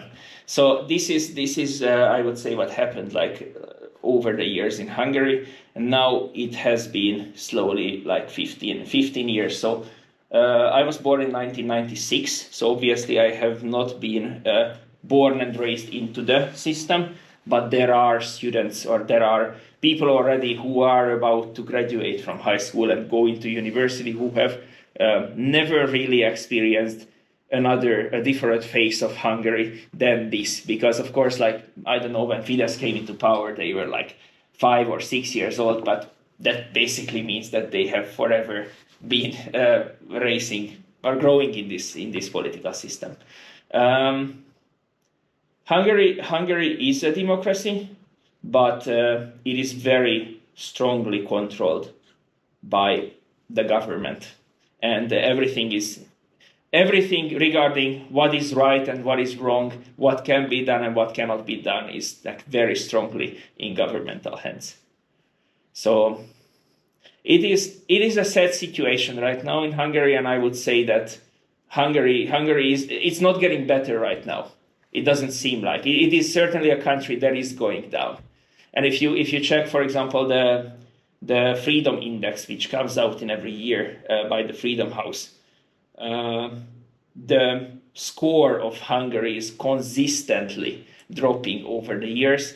Now we are at a point that Brazil or Uruguay are having higher scores, and certain countries in Africa are having higher scores in terms of democracy index and freedom index than Hungary itself. So that's crazy. It is crazy, and then you also realize that Hungary as a nation, or Hungarian people, have always looked down on Slovakians, always looked down on Romanians, for example. Romania, in terms of all sorts of, or nearly all sorts of statistics, are ahead of us already. They are an EU country, and they have been sort of taking a different path in terms of development and democracy than Hungary. Hungary is going down. It's scary a little bit. It is. It's really crazy. That's really crazy. Yeah. And do you feel hope? No.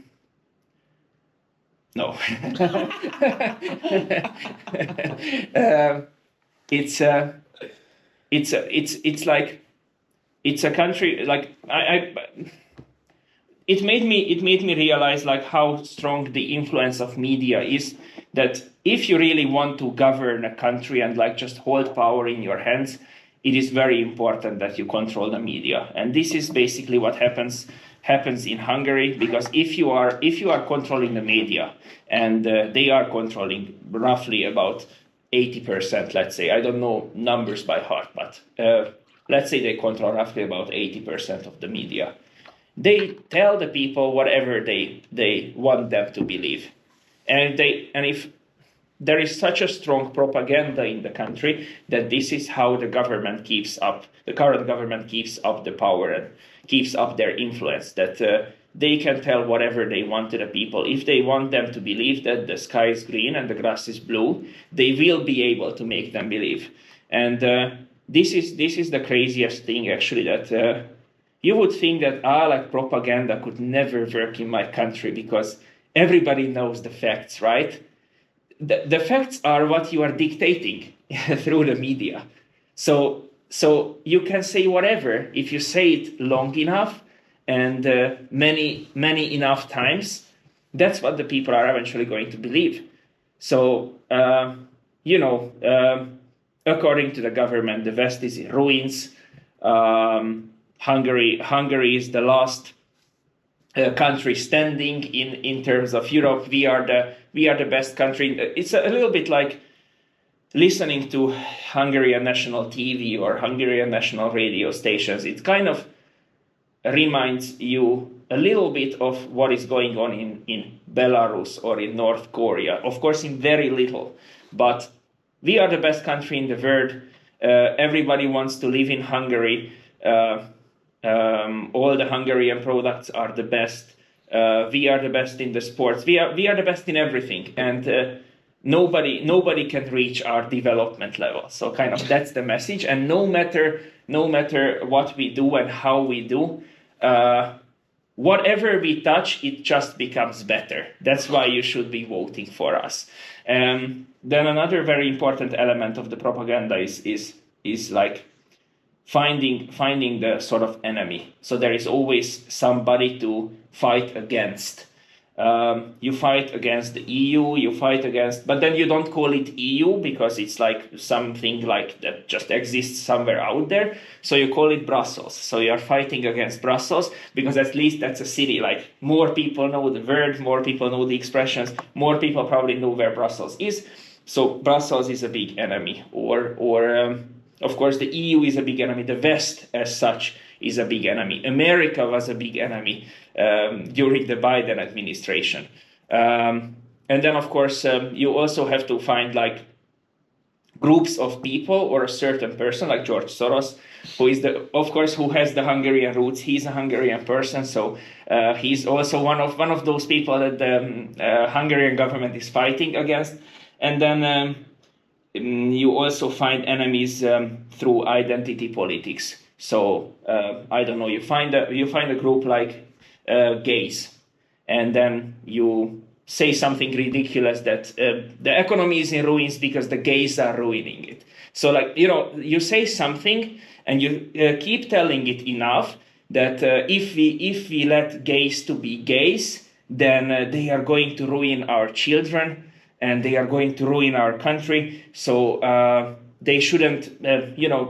Let's sort of ban being gay, so then our kids will not turn into gays. And then they are like scientifically explaining these things. That's why there are many gay children in Hungary, because the gays are telling them to be gays. And then eventually a large proportion of the population starts being afraid of gays. And then Orbán comes from behind the propaganda and tells that, like, I am the one who can save you from the gays. If you vote for me, I will protect you against them or from them. But you always need to provide some sort of outer enemy to fight against. There always has to be an enemy. If there is no enemy, then there is no reason to vote for the person who says that I am the only one who can protect you against something. Very scary, very psychological, very hard to explain, but like you really need to be there to understand. Bananas. It's bananas. Yeah, especially with stuff that the mentions that you have with the homosexuals is like so crazy, but it's so true. It's so true. Yeah. Do you have somewhere the lecture or the speech by the guy from the Tampere University? Is it somewhere online or something about the propaganda? No, it's not. It's not available anymore. It's there's a different. There's two things that were coming to my mind when I was listening to one of them. I cannot recall who said it. It was some of the Russian bad guys. I don't believe it was Stalin, it was somebody else, but some of them were saying that the lie that you repeat 1,000 times becomes the truth. Yes, and that is very much true for Hungary. And that is exactly the case. And then the second thing is that this guy is a philosopher, I believe. I'm not sure, or in some social sciences. Overton is the name of this guy. It's basically like a propaganda technique called Overton's window, which he explains, such as when you have something, the case that it's the easiest to explain, in my opinion, on is pedophilia, right? When you want to push something so extreme into like a daily agenda, you have to go gradually. So yes, let's say if the government would want government, whoever, if they would want to if mass media wanted pedophiles to be okay, you cannot say pedophiles are okay. Yeah. Everybody would go crazy. Yeah, no, you cannot go from 0 to 100. That's insane, right? You cannot say that. That's insane. But you can say that, I don't know, they actually do say that somewhere in the US or something, that they're like, it's not pedophiles, it's like people sexually attracted to minors. Like, don't say pedophiles, that's offensive, right? That's like a small step towards it, right? And then the second step is like, yeah, well, like, he's a pedophile, it's frowned upon, but on the other hand, like, the girl was like she was trying to get him to bed. So he did it because she was trying to get him to bed, right? So you like make it a little less frowned upon again, then you just continue doing that for a while until that becomes the standard. Yes. And when that becomes the standard, then you go further. It pushes everything a little bit that way, right?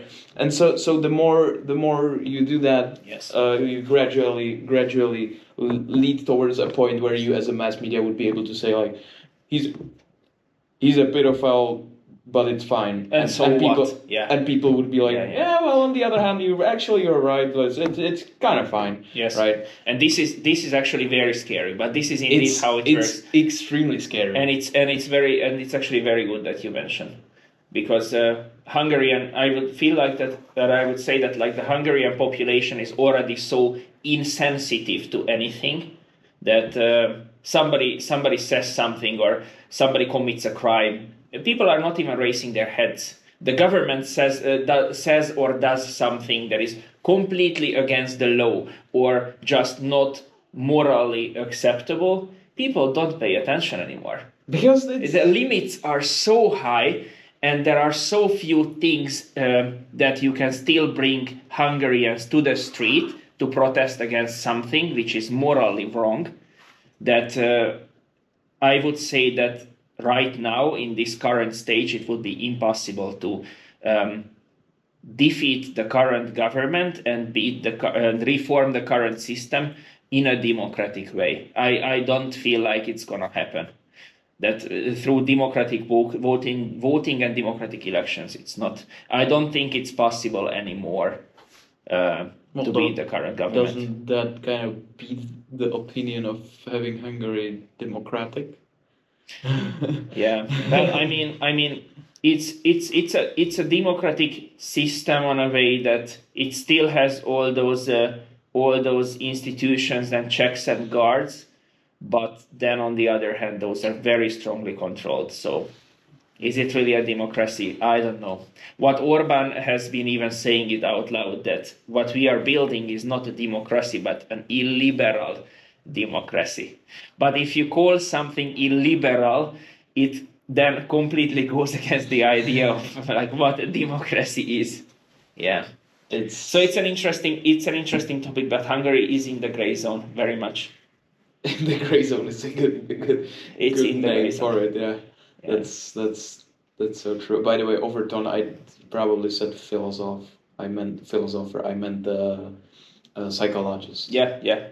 Is what he is. But that's a very good example, Okay. because this is what happened over the years in Hungary, and there was, as I said, there was no turning point from where everybody thought that this went wrong here. There is no such thing. It went wrong all the way since 2010, but nothing extraordinary happened. Sometimes people went to the street to protest against something. Like I mean, Overton got like less and less. Overton didn't create this. He just recognized this as a pattern, and it got called Overton's window because he recognized it. But it's exactly the tool that all basically media or governments through media are able to use in such cases in order to like normalize something that otherwise would be absolutely bonkers. And yes, exactly. And if you don't view certain issues, like if you try to view certain issues as somebody outside of Hungary, and then you would think that, wow, that's crazy. And then you, as a Hungarian person living in the country, you don't even think about it. You don't even realize how abnormal it is what is going on there. It is exactly like that. What do you think about the American presidential elections? Or rather the result now at this point. I wouldn't say I was surprised by the results. I was, until the very last point, I was believing that Trump will eventually win. I think what wins really elections nowadays is if you learn how to speak on the language of the common people. So it's like it's not the people in the big towns, in the big cities who you should be speaking to, because they are not going to vote for you.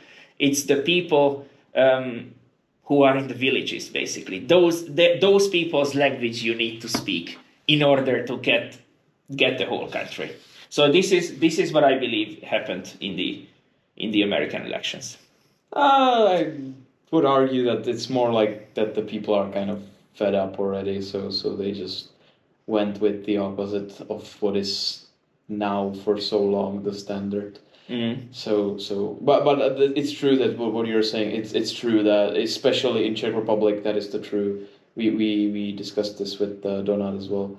I was kind of explaining the state of Czech Republic, and it is the same thing. Like the guy who's but most likely about to win is exactly this. Like he exactly speaks the language of the common people. Like it's something that is very important. There is actually a marketing or rather like a PR approach to this, which was in several places it was kind of overshot so bad, but the technique is for them to find something that is momentarily bothering people. Doesn't matter what it is, and say, I know this is what's bothering you. I'm gonna fix that. Yeah. And there was people like there was elections into the Senate in the U.S. and the senator who was running for the senator's spot was saying like, I'm gonna fix this for you. It was not even in his privileges. Like he, as a senator, he possibly cannot do anything about it. That doesn't matter. But it doesn't matter. The people don't know that, right? Yeah. The people don't care. They see like I have this thing in my foot, right? And somebody comes and he's like, I'm gonna pull it out. Yeah. You're gonna be like, oh, sure as hell, yeah, do that. I'm gonna vote for you. I'm gonna vote for you if you pull it out. And then you find out that he doesn't have the tools to pull it out, but it's too late because you voted for him already, right? So it's a common PR practice that they like. They go and they say like, okay, what is for the past month before the when the election is, they are at a certain point of the elections, of the race for the elections, and they come and they're like, what is a thing that is bothering people for the past month the most? They take that, and the politician goes out and he's like, I know that this is what's bothering you, this is what I'm going to deal with right now. Yeah. And the people don't even care if, like, this thing, look, we know that people promise stuff that they cannot do, that they won't do, right? But then again, they promise even stuff that they cannot do. But then, and nobody, for example, if you are elected, nobody will look at it that, hey, this is what you promised in one of your speeches, and you haven't managed to do that. Nobody does that, because at that point it doesn't matter anymore. All that matters is until the point you win the elections, and that's always the case nowadays. And then, of course, like, speaking to the common people, that's why, like, all these messages, the messages that you put through the whole population has to be about all these simple issues. The message has to be extremely simple, everyday life matter, that, like, your favorite product in the shop is very expensive because of the previous government. I'm gonna fix that, right? Nobody cares how you are going to fix the economy in the long term, because maybe 10% of the population or even less percent of the population is interested in that. All that matters is that you promise to bring down the price of that certain product in the shop that many people likes. So the message really has to be, like, simple and concise so that it fits with everybody. Sure. And that is also scary in a way, and that shows sort of the countries where this is going on more and more. It also reflects, like, how bad or how good the education system is, because the less educated the population is, the easier it is to do this sort of messaging and this sort of winning elections, basically. And what is also happening in Hungary is that the education system is basically in ruins. The education system of Hungary, which has been at some point working quite well, is now in ruins over this, like, 15 years, while this government has been in power. But of course the current government doesn't have any interest, for example, in improving this education system, because the more intelligent people you have, the more tendency they have to go abroad to actually think about their choices before making a decision, like whose name you have to put the X next to. You still didn't start to read the Orwell, right? The 84. No, I haven't. Okay. I haven't. You have to. It's exactly like that. It's exactly what we are discussing right now. Yeah. It's the same thing. Like, it's the same thing. The less intelligent the people are. Controlling the speech, putting them all in a mass. Don't have them know stuff. Like, it's yeah. Anyways, it's crazy. Yeah. It's really crazy. And then of course, from a policy making or political point of view, what this government managed to push through the people is just fascinating. They truly, Orban in this sense is a very effective politician. He's a very skilled politician. He's a very intelligent person, because if you are not intelligent, you cannot pull this through. So you really have to be very skilled. And from a technical point of view, this is fascinating what has been done. And then whether it's moral or whether it's ethical and whether it's good for the next 100 following years in the country, that's another question. But that is not his problem. And does he or do they affect the education system in like a bad way as well? Meaning, like, okay, now in the education system we are gonna teach about this because that suits our needs. Yes.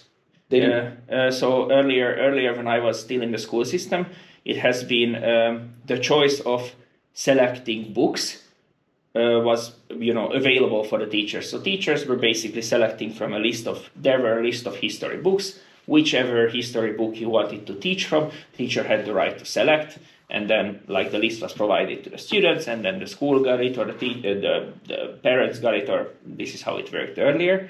Now there is, like, one single book from each subject which has been decided upon sort of by the government. So everybody learns the exact same materials in the whole country.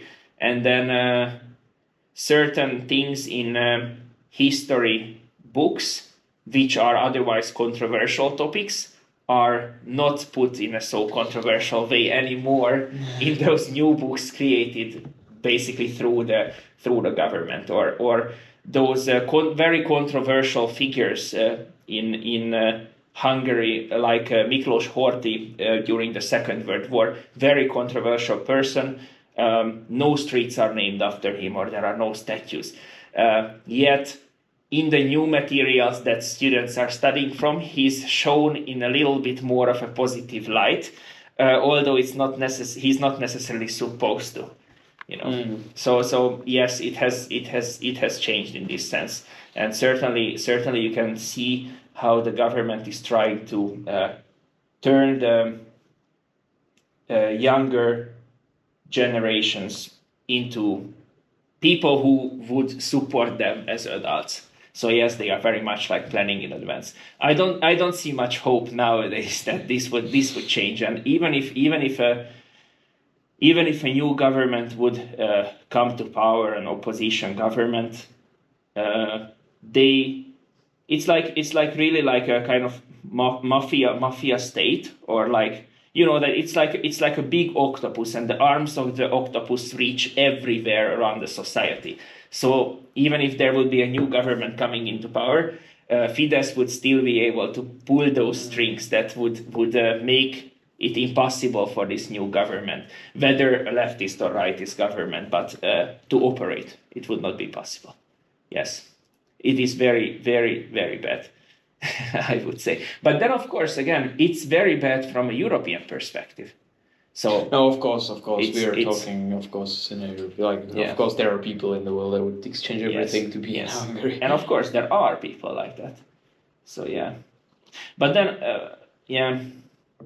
Then again, for example, this is our government, and now I'm just thinking of like people who would exchange everything to live in Hungary, than to live in their home country. We have, for example, many guest workers nowadays especially coming from the Philippines.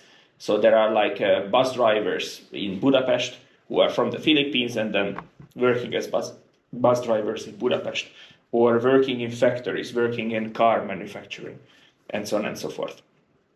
And on one hand, it's like the government is now in power since 2010. People are so fed up with the situation, with the poverty, with the worsening democracy, with the worsening life standards, that many move to Austria, many move to Germany, or to Finland, for the record. Since the population is, first of all, aging, then a huge proportion of the population is moving out. There are less and less Hungarian workers to stay in the country. And then at the same time, this government is like very, very nationalistic, very much like racially oriented, as of like supporting white Hungarian people, and like promoting this sort of state ideal that Hungary is for Hungarians, and we want no migrants in here. Then the very same government is kind of forced into the situation to invite then organized groups people from the Philippines to work in Hungary as foreign workers. The exact same government that tells to the people through the propaganda that foreigners are very bad for you. So, as long as the propaganda is strong, and as long as they are able to put through the message in the propaganda that foreigners are bad for you, it doesn't matter what is the actual reality. Mm-hmm. Yeah, it's crazy. Yeah, it's crazy out there. Yeah, and the crazier it gets that it is actually like in Europe. That's like a thing for a European that we would like never think that something like that would happen. Yeah. Outside of like I guess the worst that we can get to is Belarus, and that is it, right? Yeah. And then there is Hungary being and then of course the government claims that like during the communist times it was this and this bad, and like we as this current right-leaning, or like by now like I would say far-right government, we are fighting against all those liberals and all those communists. Yet at the same time, people don't realize that the elements they use in their politics and the tools they are using in their politics are the same tools what the communist government in the 70s, in the 80s were using in the country to keep their power. So the tools are the same, just the ideology is slightly different. Yeah. It's wild, man. It's wild. Yeah. It's wild. What is it? What is it like to be in a international office? Describe. So think of it that you talk to me for the first time, and I ask you, what do you do? How do you describe the job? Yeah. As an international office coordinator. Yeah, well, right now I'm working in a role called Service Supervisor for International Affairs and Education Export. It's a long name. Yes, but I've been working in previous positions as well in the same office since 2022 August. First, I started out as like international coordinator for Erasmus students and like all sorts of other exchange students. I was working in that position for 1 year, and then I was working in a completely different aisle of the international relations, because then I went to student recruitment. So then my position was called international marketing designer. So basically student recruitment position. Now in this new position, which I started in the 1st of November, I'm kind of doing both. So first of all, one part of my job is to take care of incoming and outgoing exchanges, exchange students, and also exchanges of like teachers, if there are any incoming or outgoing teacher mobilities. So I am taking care of that, and then at the same time I'm also involved in student recruitment, meaning that of course Centria is out there in the international field and trying to get as good students as possible from abroad, basically degree students who study here for 3.5, 4 years, and then if they like Finland very much after their studies, then they are also should be able to stay in Finland and work here, because of course Finland desperately needs the new workforce from abroad.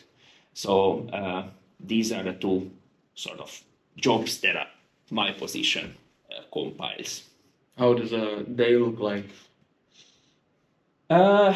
Probably viewed from the outside, and like if it's asked by a person who is not specifically interested in working with people, working with international relations, probably one can say that it's very boring because it's a lot of emailing, a lot of writing documents, writing project applications, a lot of reporting, reading market researches of different countries, how to recruit in this country, how to recruit in what country, what are the messages that needs to be out there, how the message on the website should be formulated so we are more preferred among the students.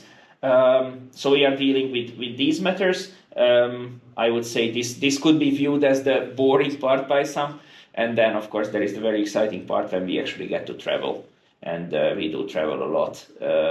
I also travel to many like student recruitment events, really to many countries like all around Europe, but I've also been to Morocco this year, for example, and well, a lot of like delegations coming in, or we are going abroad to visit partners, creating double degree agreements or joint discussing about creating joint master's programs.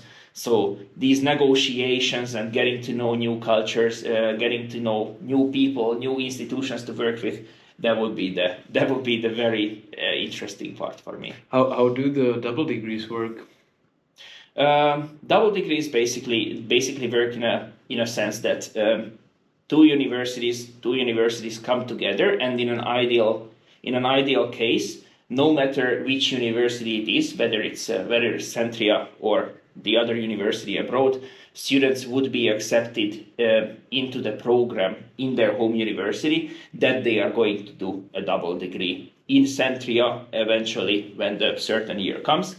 But anyways, students are, for example, studying 2 years in a foreign institution, for example in France, and then when their third year comes, then they come for a double degree exchange year basically in Centria, and then they do 60 credits worth of courses in the specifically designed program for them. Of course, like we are contacting the degree program. The degree program tells them that like which are those required courses that the student needs to finish and the student needs to take throughout this 1 year. The student takes these 60 credits in the 1 year. When they finish their studies, sorry to the people, the audio battery ran off. So, yes. So we had to check that out. Yeah. And the audio quality will be a little worse now, but it's still fine as long as you talk to me. Yes. Talk to me, brother. I'm willing to. One question, we were talking about the international matters. Yes. And one question that I had, I successfully forgot. We were talking about the double degrees, actually. Yes. How the double degrees work. Yes, true. Yeah, so just to finish on the previous thought, or actually, you know what, I will just like very shortly start again the double degrees, so it's like clear. So basically, it's a degree that is awarded by two different institutions at the same time. In a sense, not in a sense that you receive one degree in the end with two different institutions' name on it, but you receive a separate degree from both institutions. So the two institutions, let's say a French institution and a Finnish institution comes together. In an ideal case, these students are already selected for the double degree by the time they apply at their home institution for the degree itself. And then they already know from their first year on that when they are like third or fourth year students, then they are going to be spending like one whole academic year in Centria. So this is how it works. Basically, both institutions are cross-approving each other's courses and recognizing each other's courses. And once, for example, the student starts the third academic year, then they come to Centria for the whole academic year. They do 60 ECTS credits, which are designed specifically by the program they have been applying to. For example, chemical engineering. Then the chemical engineering program specifically tells them that these are the credits worth of, these are the courses worth of 60 credits that you need to take during your study year here in Centria. And if you do that, we are going to award you with a degree from Centria. And then when the student finishes the 60 CTS credits and it's the end of the whole academic year exchange, then they still go back to the home institution. They finish their fourth year, they write their thesis. The thesis is, for example, co-supervised by the two institutions. So there is a Centria, the person from Centria who checks the student's work as well, and someone in France as well. And once the thesis has been finished, final exams are done, everything is done, then both institutions award the degree for the student. Why I would say it's a very good opportunity, because you get like 2 degrees at the same time, first of all. Secondly, you have an immense amount of international experience and you can prove that you have actually done a degree abroad, although actually it takes a much shorter time than studying just 3.5 or 4 full years abroad. So if you are not very much keen on living abroad for an extremely long amount of time, then double degrees your go-to. But of course, if you are in the lucky situation that in your institution there are double degree agreements. So that's the big question here. And you mentioned that there is like marketing data research included in your jobs. In simple words, like how to recruit people from this specific place. What is the most interesting thing that you have learned from those? Oh, like, I mean, in general, what have you learned?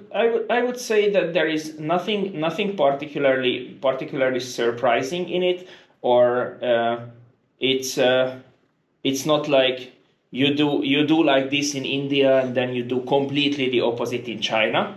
So it's still like everything in each country is following the same principles. It's just more like rather taking a look at percentages, like in which countries students are rather interested in the rating of the university, or like the ranking of the university, in which country they are most looking into whether I can find a job during my studies, in which country they don't actually care that much whether they can find a job during studies or not, but they are very interested in staying in Finland and then working there later. In which country you should just promote how top quality the education is, because the likelihood of those people then moving to another foreign country anyways is higher.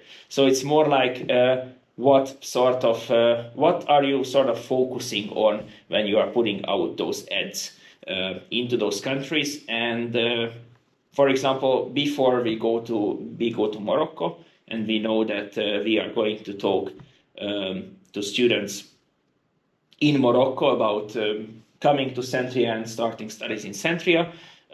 We are reading about Morocco, we are reading about country reports, we learn a little bit about the history of Morocco, we learn a little bit about their culture, how do they prefer to be approached, what are those things that you can openly talk about, what are those things that you should not so openly discuss with them. And I don't mean that like not saying something about Centria, but just in general, like what are they culturally fit for and what not.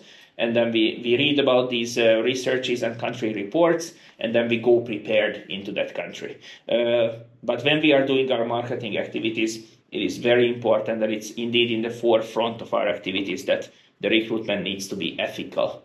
So we are not recruiting students who want to come into the country for solely for immigration purposes, but we want to recruit students who want to come to actually study in Finland, enjoy their studies in Finland, enjoy it enough that probably they will get to like Finland so much in the meantime that eventually they will want to stay here. But the sole purpose of coming to Finland from Centria's point of view should never be only to immigrate into the country. So that's what we are paying attention, that it's ethical, that it's truly study related, and that we need to very much look out for those students who truly come here and, start going to courses, start going to classes, actually end up in Kokkola, come to campus, register on campus, so they don't get lost somewhere in Finland or even somewhere around the EU. Because once you receive a study visa from a Schengen country, then obviously, like anybody else, you are able to travel around the EU. So yes, it's a very tricky issue, and this is not only, of course, affecting Finland, but it's like basically that's how it works everywhere inside. Okay. Well, then I guess I have probably last question for you. Yeah. Because we have, I believe, around 2.5 hours already on, so that's beautiful. Is there any sort of like I don't know how to phrase this. I need to come up with a good catchphrase, but I was asking this pretty much in everybody so far. Do you have any like motto or like a tip or like a thing that you live by or that helps you in your life that you follow and you think it would help others as well? Doesn't have to be like a motto from Socrates, but like something that you like align with. And helps you, that could help others as well. Yeah, let me think for a moment. But I do have a motto which I would then just like read out from my Instagram page, because I have it there as a motto, sure. And I love that motto, and I totally actually feel like now speaking about democracy and like what is democracy. This is, in my sense, this sentence is what constitutes democracy for me, and this is what I try to live by. And it's simply said, I disapprove of what you say, but I will defend to the death your right to say it. And this is something actually very important for me. That this is what I feel like true democracy should be about. But in terms of Then in terms of how do I organize my life, for example, or how do I live my life on a daily basis, I just take life as it comes. I don't really want to live by any motto as of such. But this one I really like. Good. Well, thanks for coming. Thank you very much.